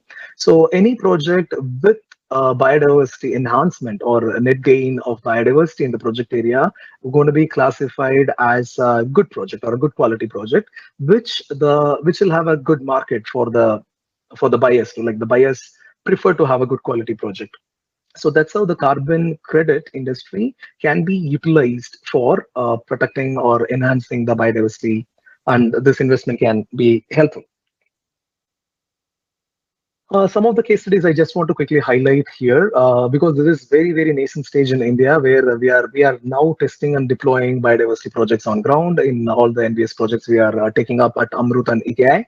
So some of the case studies around the globe, first from the Southeast Asia, primarily Philippines and Indonesia, it is clearly said like the carbon fund, which can be used to protect the 58% of threatened forest, could avoid around 800 metric tons of carbon dioxide, and also it could safeguard over 25 million hectares of key biodiversity areas. So although the fund is coming from or coming for a carbon project, but this could provide for people as well as for the biodiversity. Similarly, the most well-known project from South America, the Jaguar Habitat Project. So this project, again, by protecting the jaguar habitats, around 400,000 hectares of jaguar habitat can prevent over 9 million ton carbon dioxide emission into the atmosphere. Again, in Ontario, in the North American continent, many interesting projects are happening.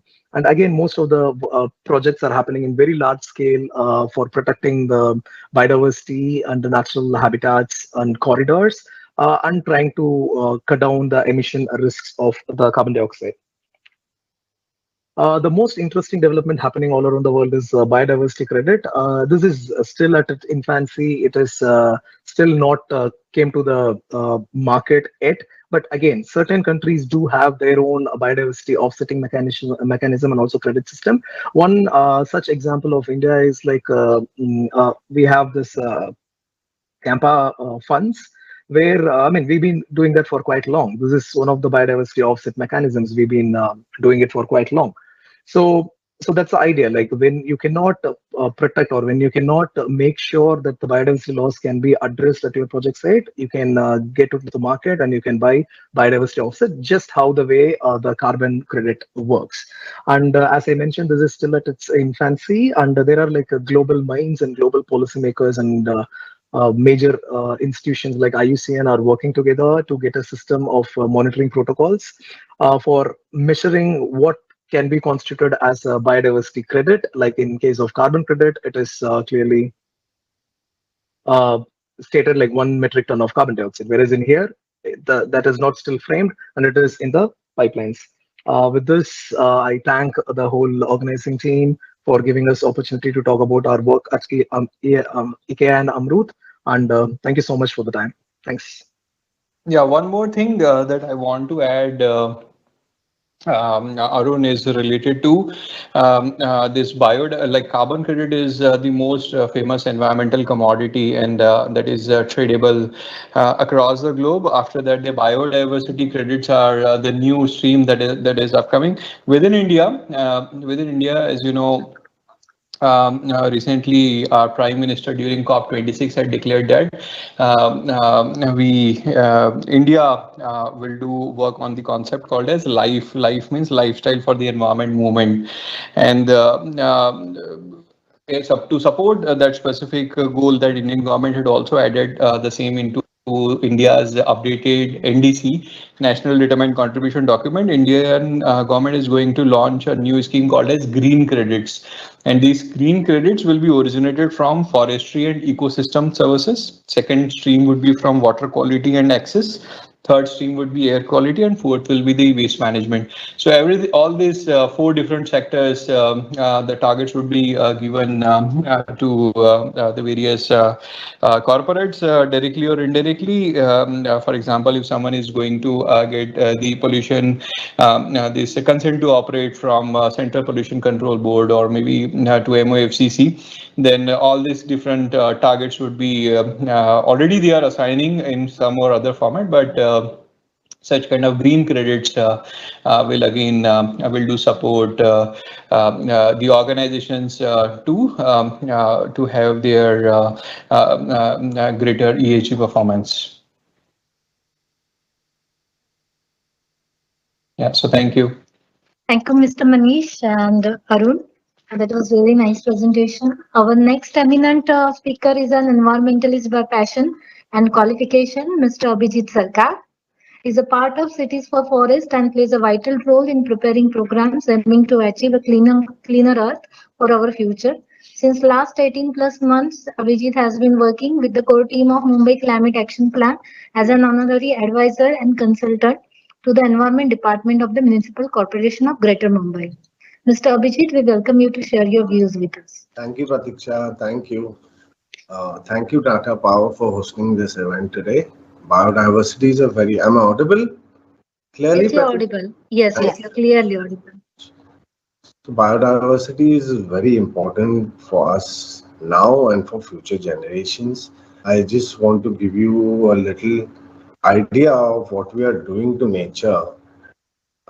Forests are responsible for absorbing 30% of our global greenhouse gases. And as of now, 80% of deforestation is happening due to agriculture. So we have to see how we are consuming every day and reduce our consumption and have it in a sustainable way. I would suggest going for community farms, green roofs, and community farming in local areas, so the transportation and greenhouse gases are reduced. Mumbai was the first city in Southeast Asia to actually envision a climate action plan. So we are the first city in India as well. And climate action is a necessity for future generations. So this climate action plan was launched in August of 2021.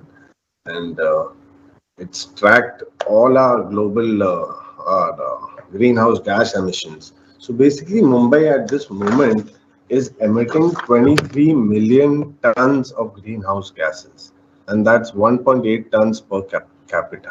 20% of that is due to transport, 8% due to waste, and 72% due to energy. How can we reduce that? That's why we've sat together. 25 departments within the MCGM were consulted. 25 departments from outside agencies, I would say, were consulted. And we came up with this plan. So there are mainly 6 sectors in this plan. The first sector is energy and buildings. Each sector has 4 mini sectors in it. And that's what we are trying to make them as action tracks. So in the energy and building sector, there's decarbonizing of our grid, using of renewable energy as maximum as we can. I've seen that Tata Power has offered renewable energy at just 66 paisa extra per unit. And I think that would be a great thing for all corporates, government bodies to follow who don't want to put in the capex in, and still go renewable. Uh, Transition to cleaner fuels for cooking. Most of India is still burning with firewood, and that needs to be changed. Promoting low carbon buildings, green buildings, and encouraging passive design. So that was the energy and building sector. The next sector is sustainable mobility. How do we enhance the public modes of transport and the last mile connectivity? That is the first part of it. Transition to zero emissions. So basically all government vehicles have to be EV vehicles now. But that only makes sense if the EV vehicles are being powered by renewable sources of energy. So, and the recycling of the batteries and the PV panels, which will come into a problem every 3 to 5 years. So recycling facilities also are a must for these batteries. And shift to zero emission freight. So basically freight and transport should also be sustainable. Next is sustainable waste management. So in that we want to reduce landfill waste, have new scientific technologies to deal with waste, because waste emits methane, and methane is 30 times more harmful to the atmosphere than carbon. It has a short lifespan of 10 years, but it does 10 times the damage. So how do we, reduce methane emissions from garbage and recycle? Plastic is another problem. Multi-layered plastic, single-use plastic. How do we reduce that? Companies have to look into the EPR, the life cycle, and mainly decentralize the waste system. Everything is going to landfill. Let's decentralize it and deal with it at source, so nothing finally reaches the landfill, and there are no landfills. And basically everything should be done scientifically, and that is most important. Next is air quality. So reduce particulate emissions in urban spaces, improve monitoring and availability of information, and basically, plant trees. Trees have a lot of species which are dust, DRI, it's called dust retention index. So they absorb the dust and they survive with that. So under flyovers, in urban areas, green roofs, we should promote more trees, and not only forests. Forests are very important, but greenery in any way. And that is also most important. Urban greening and biodiversity. Biodiversity is the subject for today. And what is biodiversity? It's not only about species, it's about the whole ecosystem on the whole. So we have to look at it at the ecosystem level, not only species level, and protect the whole ecosystem, and the ecosystem will look after everything in it. And at the moment, we are not doing that. India has a very what can I say, a deep decline in population of mammals, birds, and plant species. So there's a decline of 97 mammals, 94 birds, and 482 plant species in India. And in Mumbai, there's a loss of 75% of habitat space in 25 years. Mumbai has lost 60% green cover in 40 years. So in the climate action plan, our aim and one of our action points is to increase the green cover and permeable surface, because it's not only about increasing the green cover, the soil, the permeability, the absorption of water into the soil is also very important, and that should be by 2030 we aim at 40% increase in green cover in Mumbai. So these are sectoral aims. By increasing the green cover in urban areas, we will reduce the urban green heat island effect that is caused by excess urbanization and concretization, which is increasing the temperatures, which is increasing the global warming, and everyone knows the scenario: rise of sea levels, melting of polar caps, and it's endless. It's an endless circle, vicious circle, and just to talk about trees, so basically an acre of trees will sequester 22,500 metric tons of carbon, and that is crazy, isn't it? It's 25 kilos per tree in its lifetime, and all we have to do is look after them, and main problem is in urban areas, the space. The open space for people in Mumbai is just around 1.8 square meters, which, if you can imagine, if you put both your arms up out, that's the amount of free space we have. What we have planned is to increase that to 6 square meters. It should be 10 to 12, but we are moving in a forward way, and fully it should be 10 12 square meters. Other than that, there was a recent study by IIT Mumbai. So the professor studied Sanjay Gandhi National Park and valued Sanjay Gandhi National Park at 15 lakh CR. That's gross. So I don't, as an environmentalist, I wouldn't put a value to nature, but that's a huge number, and by just protecting and looking after nature, just see the numbers nature gives you. It gives us a water. Most of Mumbai's water comes from there. It's purifying the air. The temperature in Sanjay Gandhi National Park is 2.5 to 3 degrees. Average temperature and mean temperature is lower than what it is on the highway. And that's what trees do. Trees will give you shade. Trees will reduce the ambient temperature. Trees will lead to precipitation, which will lead to rainfall. So what's happening is we are chopping off the trees, which is leading to degradation, which is leading to loss of precipitation and the weather change. Mumbai faced two cyclones, which was in my lifetime. I have not seen cyclones. Okay, we've had bad monsoons, we've had bad floodings, deluges, but never witnessed cyclones, and two in a year. So I think it's high time we start, doing what we can, and as a community. It's not only about governments or corporates, but everyone as a community should get together, and it's about our future. See, the planet will take care of itself, the planet will repair itself, but we have to survive on it. So we have to do whatever we do. We have to stress on native species, not have invasive species. It's not about look and feel and how these species, they are destroying the ecosystem.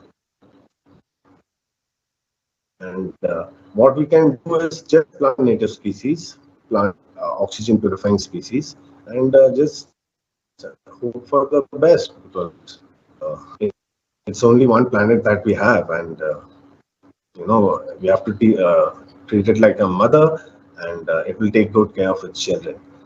So I just hope that everyone, does their bit, and as an environmentalist, it's my job to do it. But I would just plead to everyone to just do their bit, and that's what we need, everyone to get together.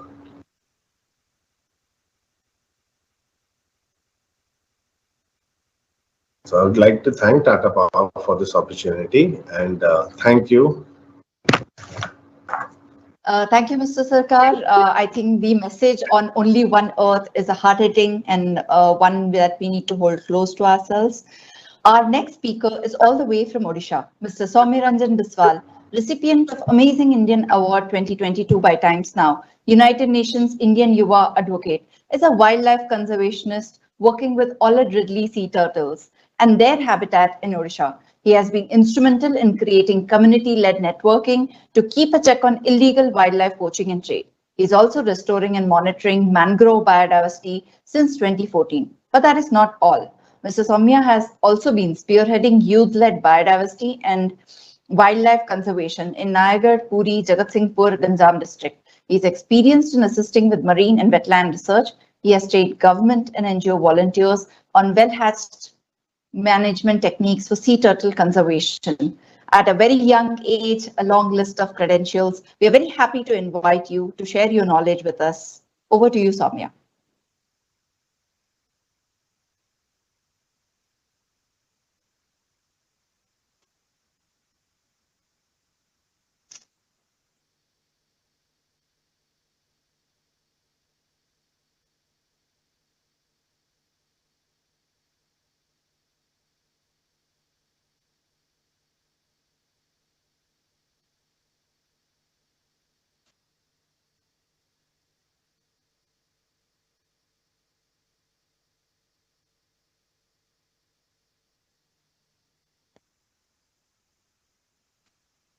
Soumya.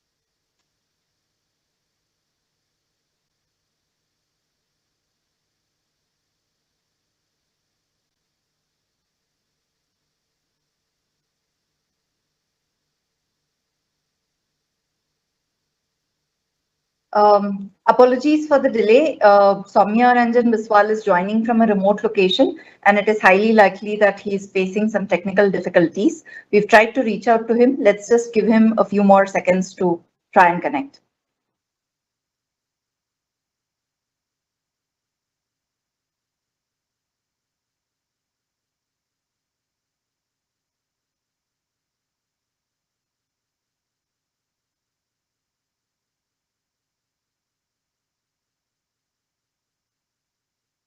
Soumya could not join, so we will go next to Ms. Pamela's video.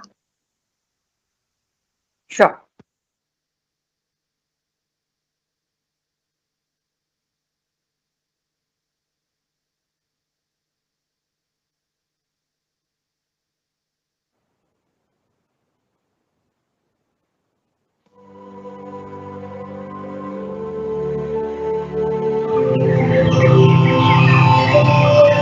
Can you hear me?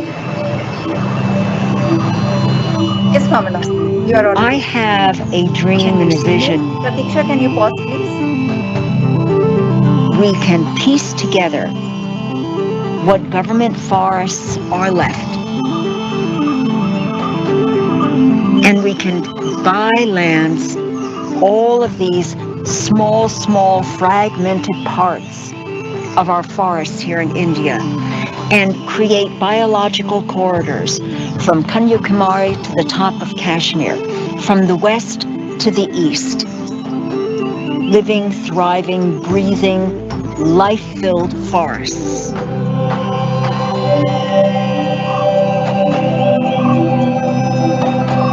Our salvation has come in being in the forests. This has helped our health, our mental peace of mind.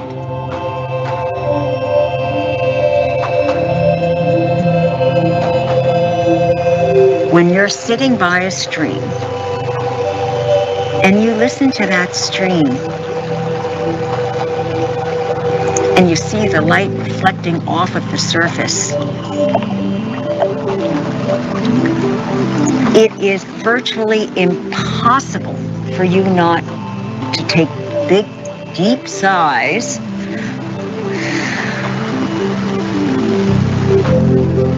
and let all of that go as the stream flows past you.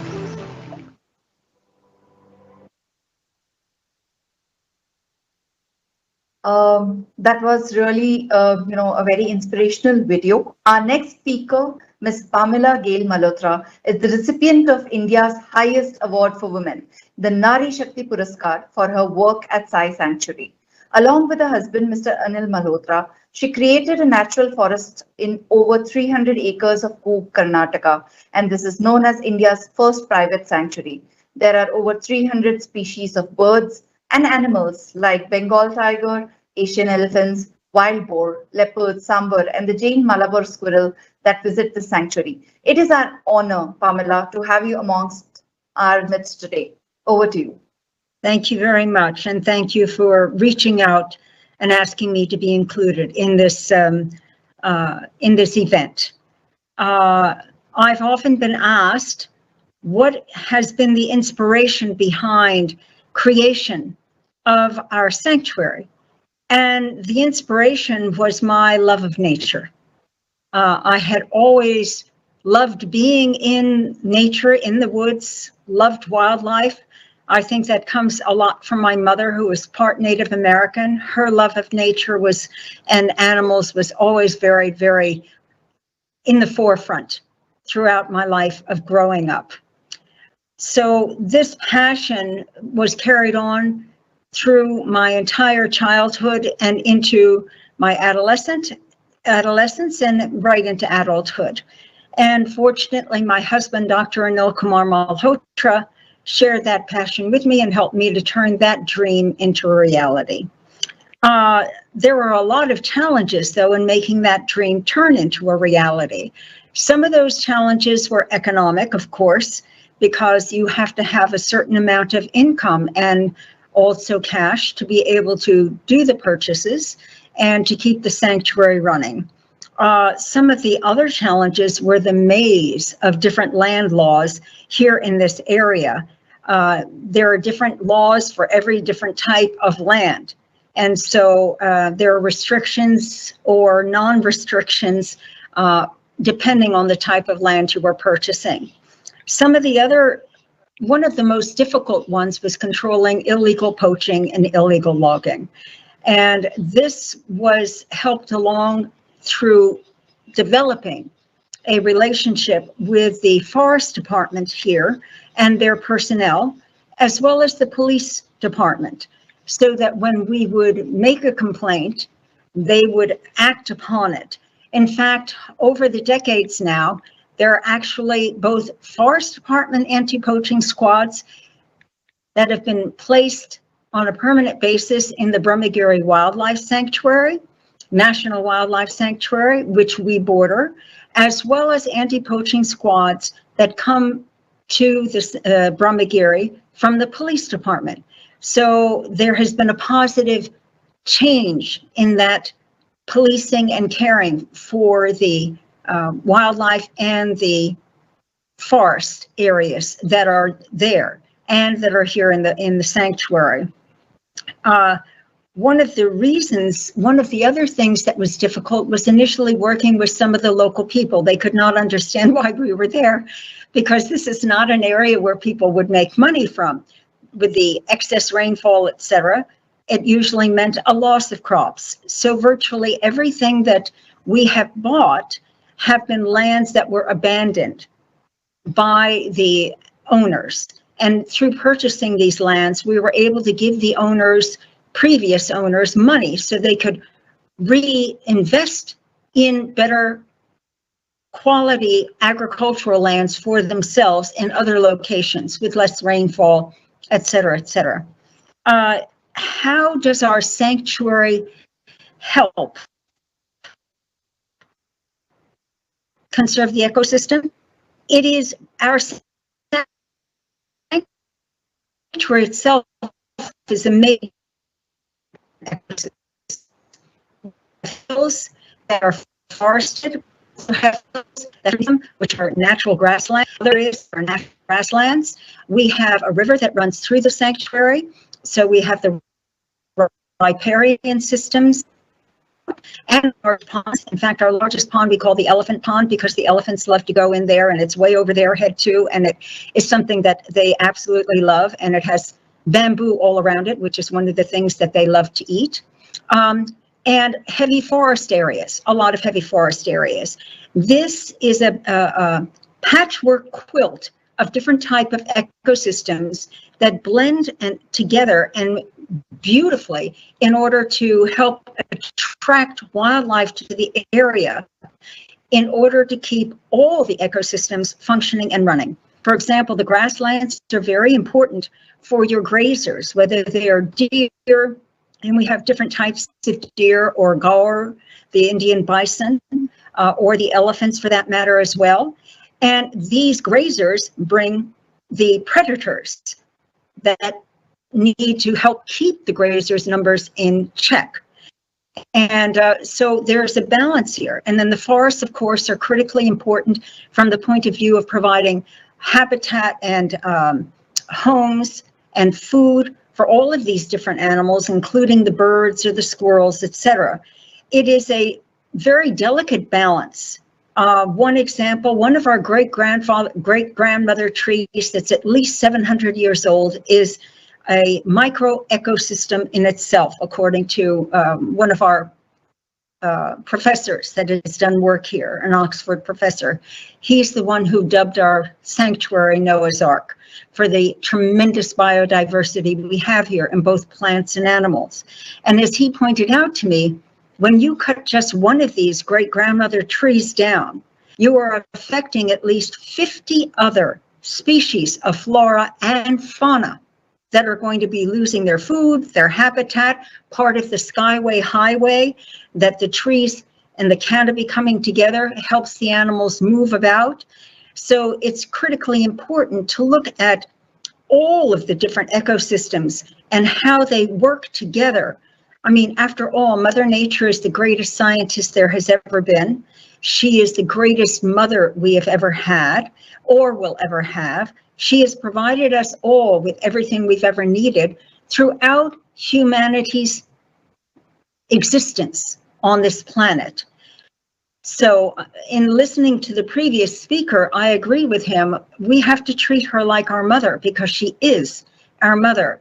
We forget that we are a part of nature and we cannot exist when we are apart from nature. This is very critically important for us all to understand.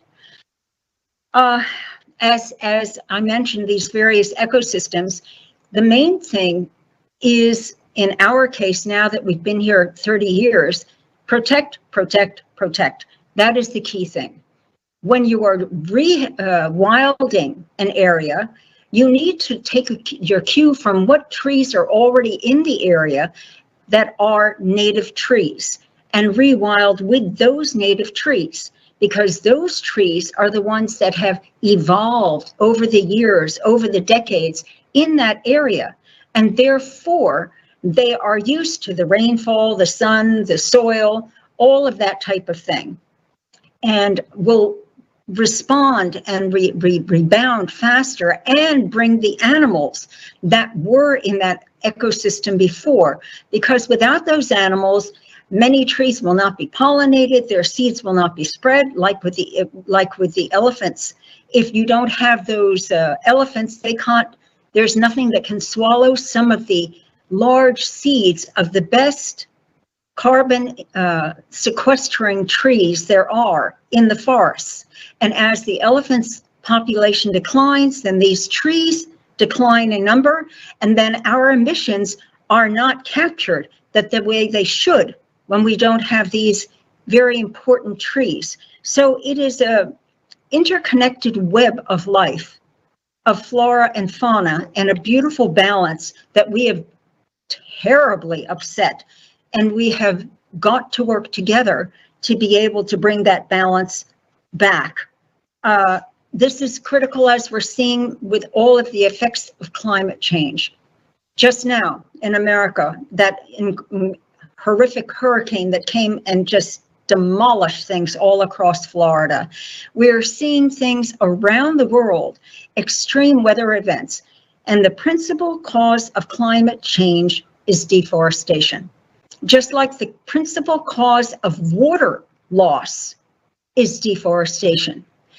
As again, Mr. Shaker had explained so beautifully, we rely on our trees for all of this, for the carbon capturing and giving us oxygen, for the evapotranspiration that produces the rain clouds that produce our rainfall, but also helps to slow the rain from coming down like an umbrella with holes in it instead of buckets on our heads that take away all our topsoil and destroy our agricultural trips, and help renew the soil with the nutrients that are broken down over time and enrich the soil so our crops are better. It is so interconnected, and if we will listen to our scientists and our ecologists and our environmentalists who have been studying this now for decades, then we can take the right steps to help bring that balance back. Because if we don't bring the balance back, we are in serious, serious, serious trouble. We forget at times that humanity is on the top of the pyramid of life. And if you take away your forests, which produce your fresh air, which produce your soil, which produces your food, which produces your water, and that part of the pyramid is gone, we've got the furthest way to fall down.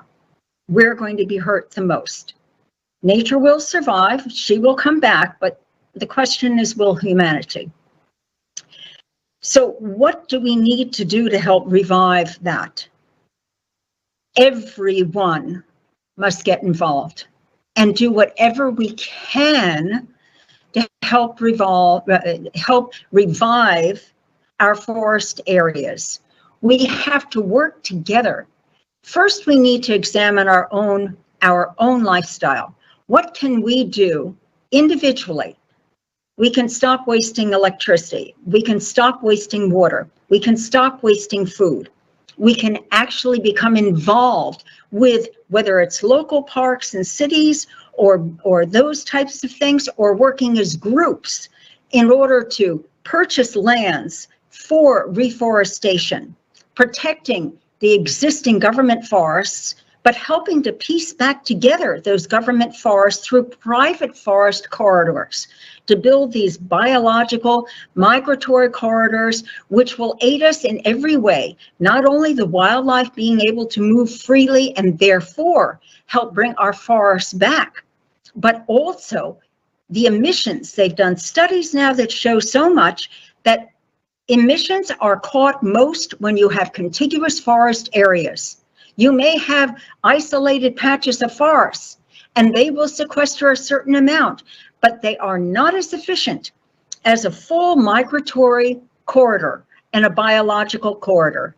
And we have to protect our biodiversity by protecting all of these different types of ecosystems.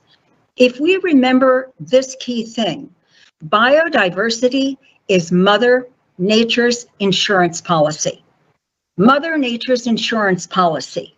So that if one type of species of food or medicines or whatever is destroyed or has some kind of a plague of some kind, we've got other species to be able to use from the flora point of view. And there are studies now that show without question or doubt that the higher the biodiversity of flora and fauna, the less communicable diseases there are, both in animals as well as in humans. We're going to have more pandemics if we do not protect our forests and if we do not protect our biodiversity. Beyond ourselves getting involved individually, working with our friends, working with our families, businesses have to step up. And I think these conclaves and conferences are wonderful. They help to spread the word, they help to sow the seeds. But if there is no action following the words, then all these conclaves are meaningless. They're double zeros, double eggs, nothing at all. I am calling upon all businesses to use their CSR funding to do meaningful things to help India's forests, India's ecosystems, India's wildlife. No business can survive without water, and we will not have water if we do not have the Western Ghats and the forests of the Western Ghats and the forests across the country. We cannot survive without water, and no manufacturing, no business, I don't care what it is, healthcare, education, manufacturing, the IT sector, it doesn't matter what it is, not to mention agriculture, and we all need to eat. If we do not protect our ecosystems, and especially our forests, and the CSR is a perfect tool to use to help those NGOs that are dedicated to do this, and do all of the due diligence you want to make sure that the monies are actually going there and actually being used for that and not being used for anything else or excuses. But businesses have to step up. I mean this very, very seriously. The government will follow what the business says. The government will follow what the business leaders want. If the business leaders recognize that greening their company will help not only keep them in business because they'll have water, etc., but also make a very positive image to the public that they care and they follow through with funds, action to help those that are doing things like my husband and I have done here in as big a way as possible, then the businesses will not be able to exist either. And it's all just words, words, words again. I will leave you with just one other thought to keep in mind. And this came from my husband, God bless him. Without trees, there is no forest. Without forests, there is no water.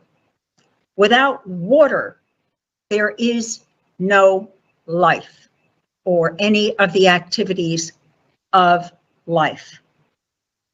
There's no time anymore for delays.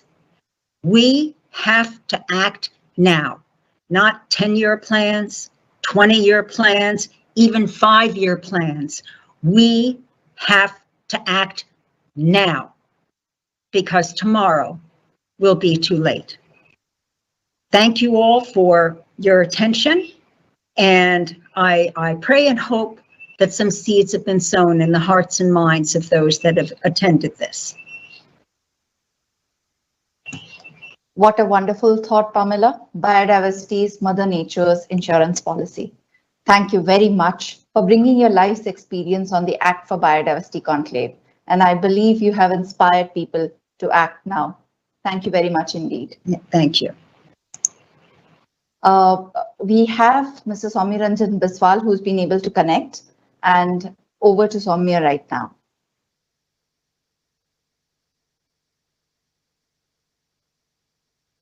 Good evening, everybody. Am I audible? Yes, Soumya, please go ahead. Thank you, Tata Power, for making me a part of this great conclave. मैं आज आपको बताने जा रहा हूँ कि conservation of olive Ridley इन ओडिशा मैंने क्यों बायोडाइवर्सिटी के लिए काम करने सोचा कि मैं एक ओडिशा के कोस्टल गांव से बिलोंग्स करता हूँ. My home is just 300 metre away from the shore lines. So जब मैंने हाई स्कूल में पढ़ाई कर रहा था तो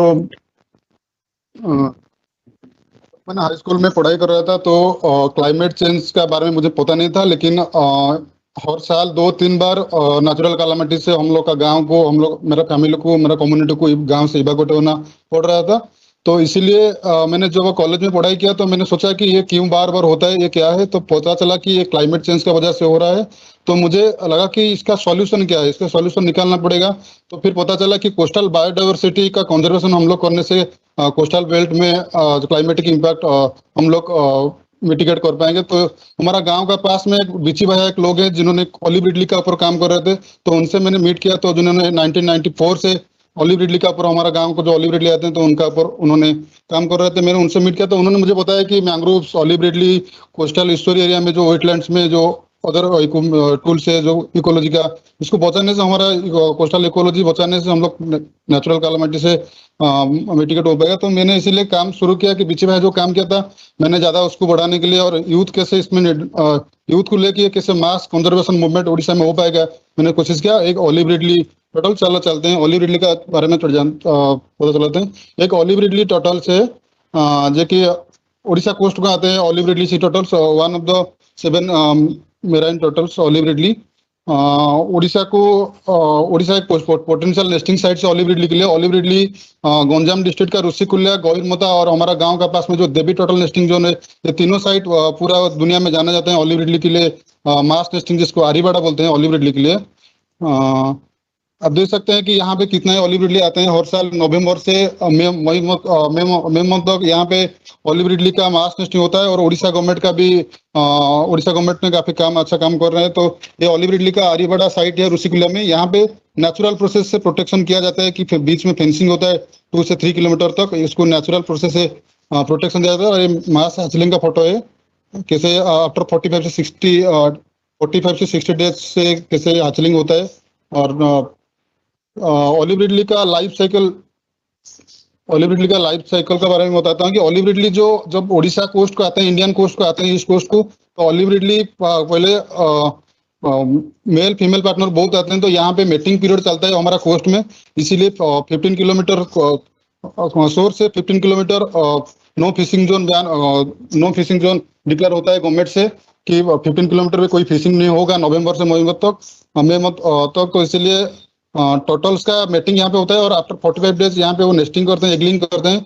और एग्लिंग का करने के बाद में फिर जब हैचलिंग होता है तो हैचलिंग फिर भी वो लौट जाते हैं समुद्र को बहुत दूर। अभी श्रीलंका का आसपास में, श्रीलंकन कोस्ट का आसपास में वो रहते हैं ऑलिव रिडली और जुबेलिनो की। फिर जो बड़ा होते हैं और अडल्ट हो कि फिर जब आते हैं तो वो सेम नाटाल बीच को भी आते हैं नेस्टिंग के लिए ऑलिव रिडली। और ये मैप जो है ऑलिव रिडली का जो potential nesting site Orissa India में जो पोटेंशियल नेस्टिंग साइट है, देवी और ये गौरमोता, ये ऋषिकुल्या, गौरमोता, देवी, ये तीनों मास नेस्टिंग साइट है। लेकिन देवी नेस्टिंग साइट जहाँ पे हम लोग काम कर रहे हैं वहाँ पे 97 में लास्ट टाइम आरीबाड़ा हुआ था, क्योंकि इलीगल ट्रॉलर्स यहाँ पे ज्यादा चलते हैं। तो जब 2014 में मैंने सोचा कि मेरा गांव का पास में इतना टोटल्स मरते हैं और इतना अच्छा हिस्ट्री था, तो इसको रिवाइव करने के लिए, इलीगल ट्रॉलर से बचाने के लिए और टोटल्स का कैसे फिर आरीबाड़ा कैसे यहाँ पे होगा, तो इसके ऊपर हम लोग काम शुरू किया।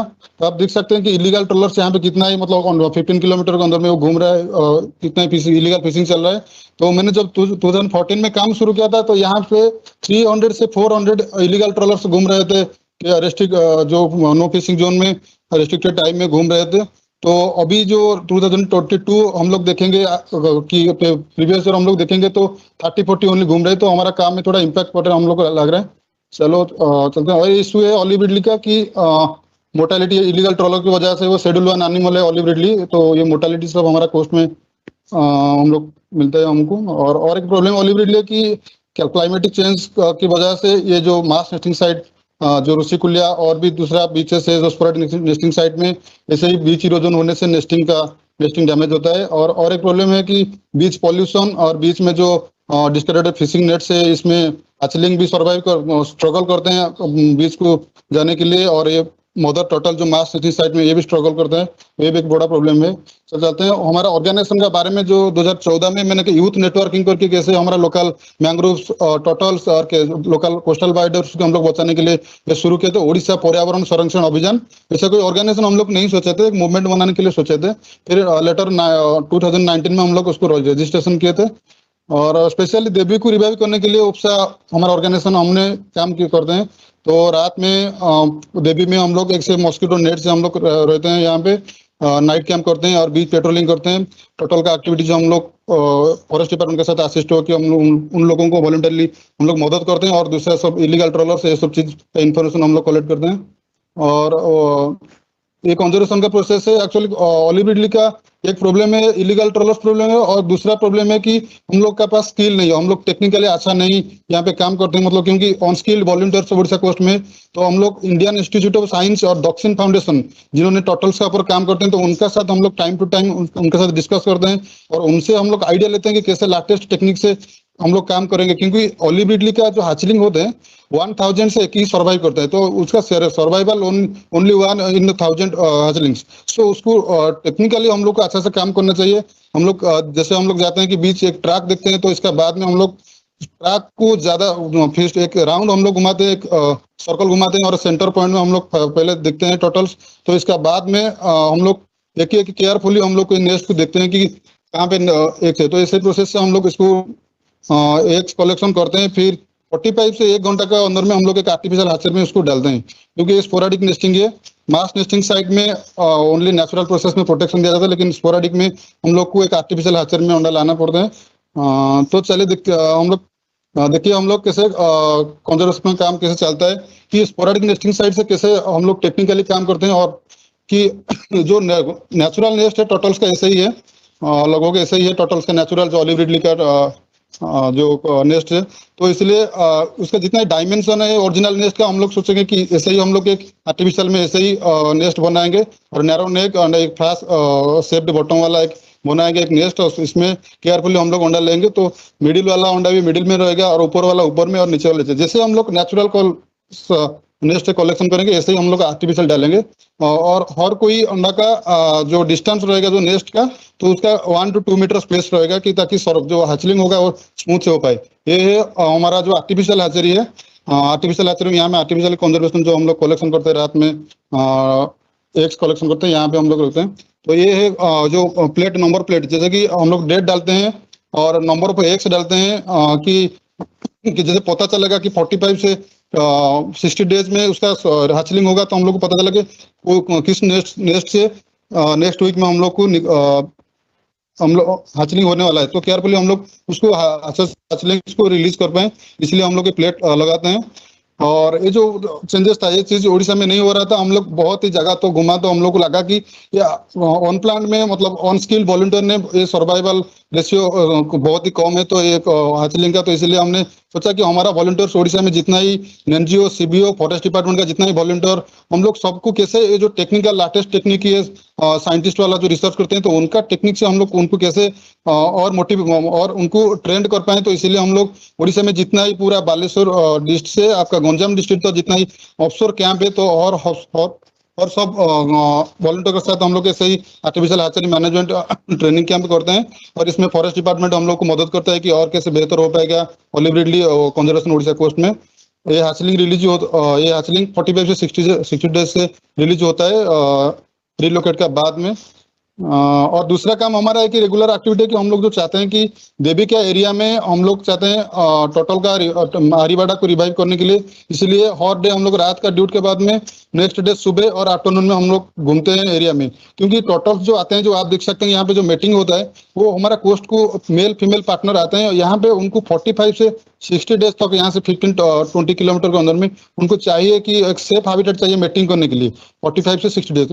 लेकिन यहाँ पे ज्यादा ट्रॉलर घूमेगा और तो उनका कांग्रेगेशन डिस्टर्ब होगा, उनका मीटिंग डिस्टर्ब होगा और उनका भी वो ट्रॉलर में हीट होकर उनका मोर्टेलिटी भी ज्यादा होता है। तो हर डे यहाँ पे हम लोग मोर्टेलिटी कलेक्ट करते हैं, इलीगल ट्रॉलर का मूवमेंट, तो हम लोग जीपीएस के फोटो लेते हैं। और जो गवर्नमेंट ऑफ इंडिया से स्टेट गवर्नमेंट से इवन रणदीप हुडा जी ने भी also have help numerous time to raise this voice of the Devi turtle nesting zone. तो हम लोग ऐसे ही रिपोर्ट कलेक्शन करते हैं। और तीसरा चीज है कि बीच क्लीनअप, तो बीच क्लीनअप एक्टिविटीज हम दो टाइप से करते हैं क्योंकि टोटल्स के लिए, कि एक एक्शन ओरिएंटेड और एक सिंबॉलिक।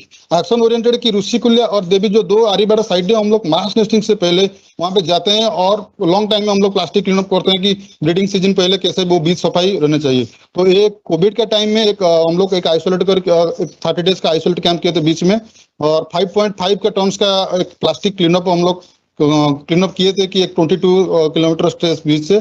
और फॉर्मर यूनियन फॉरेस्ट मिनिस्टर ने भी अप्रिशिएट किया था वो कैंपेन।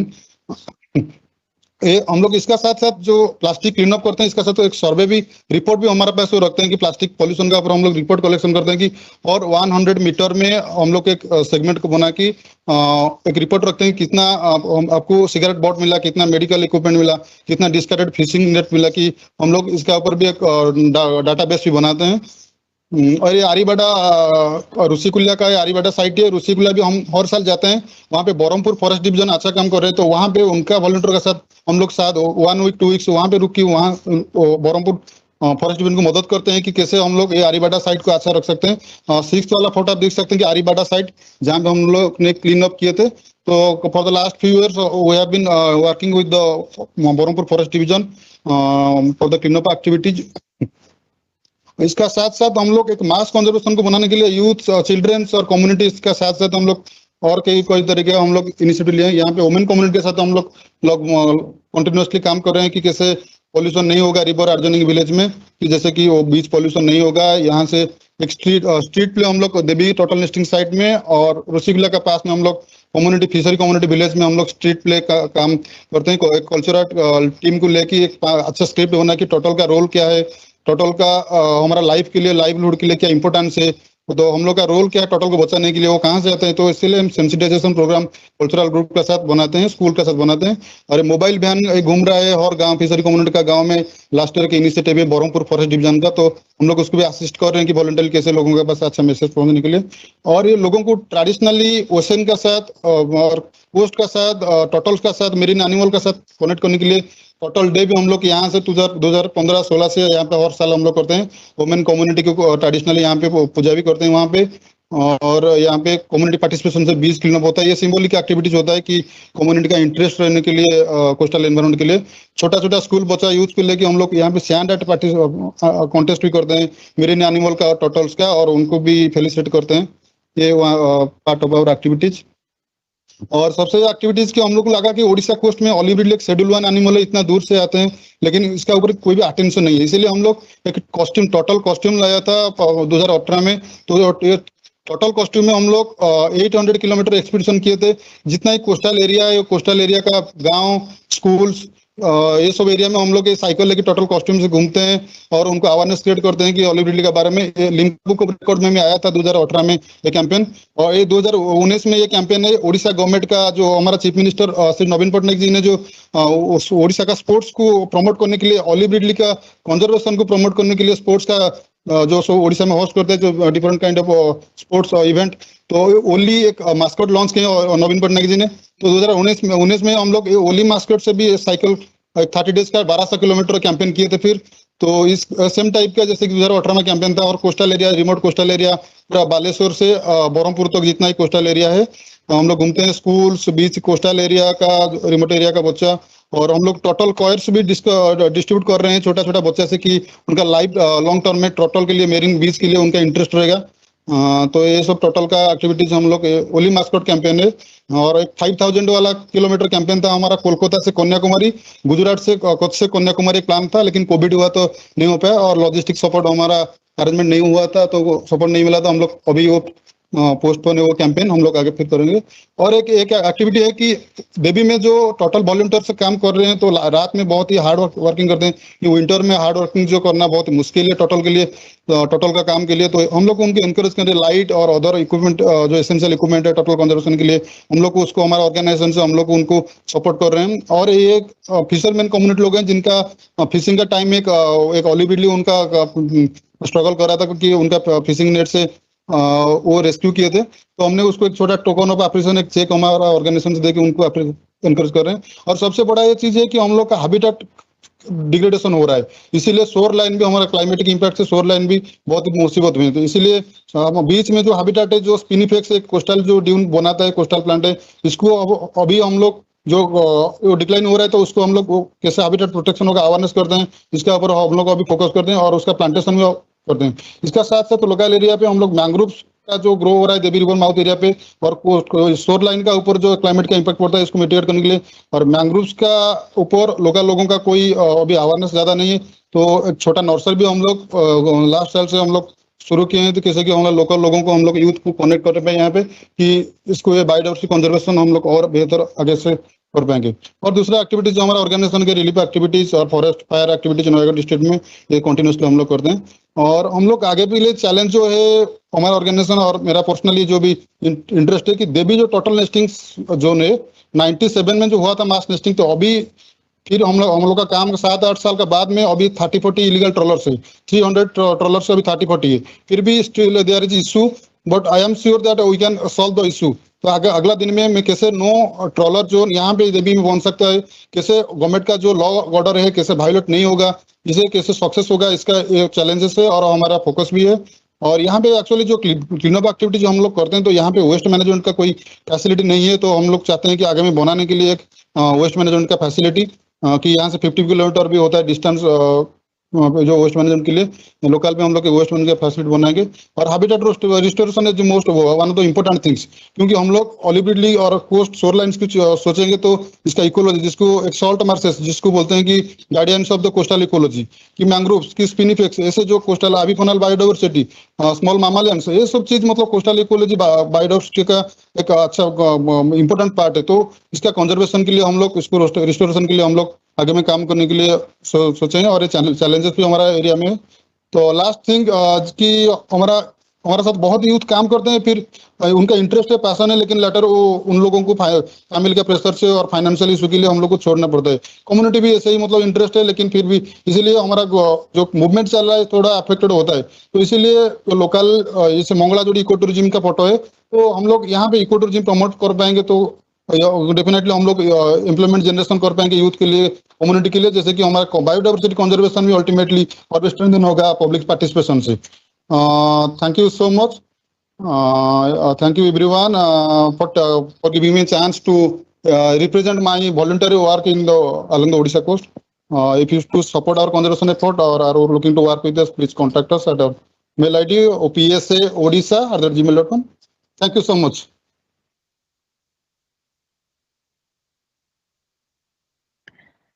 Thank you, Soumya.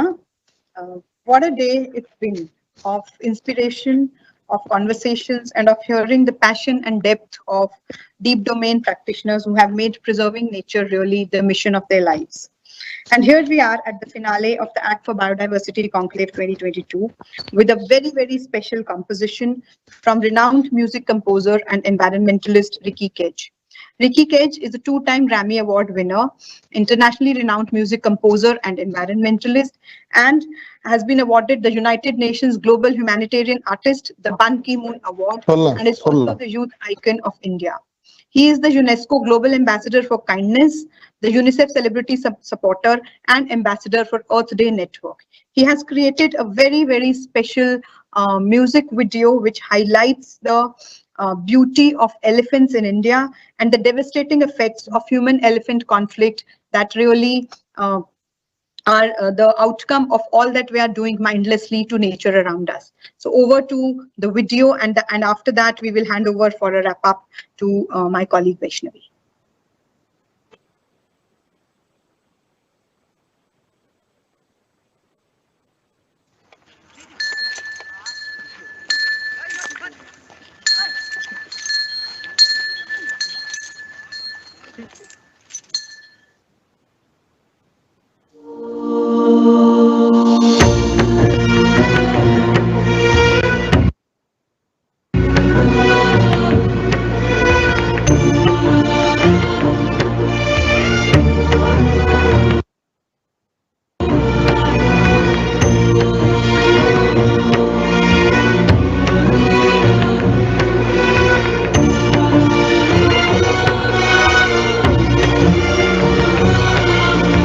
मूलतो ब्रह्मरूपाय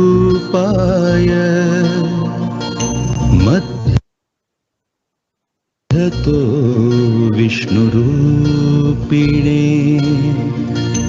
अग्रत शिवरूपाय वृक्षराजाय ते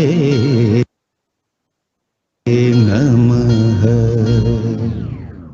आयुर्बलं यशोवर्चः प्रजाः पशुसूनि च ब्रह्मप्रज्ञां च मेधां च त्वं नो देहि वनस्पते।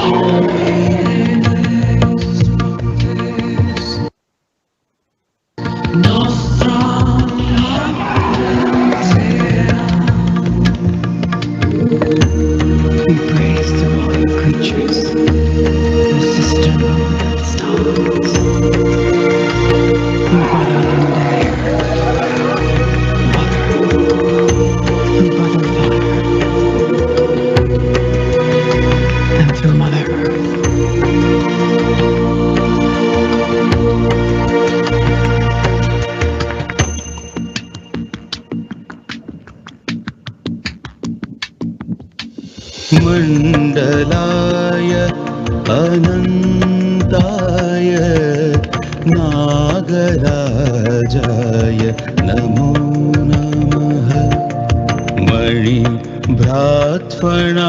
सहस्रविधृत विश्वम् भरामण्डलायानन्ताय नागराजाय नमो नमः।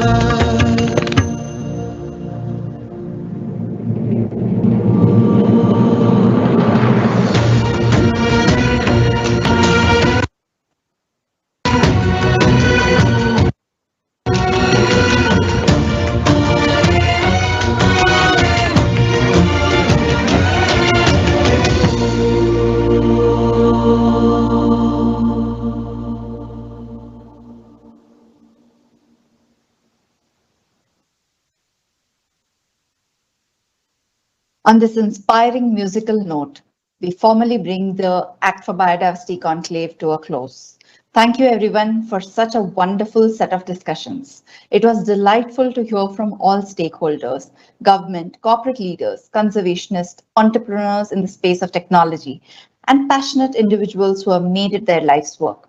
We hope as we close the session today that we have been able to coalesce and build partnerships as we work to preserve all life on Earth. Thank you also to a wonderful audience who have tuned in to the conclave. Wish you a wonderful evening.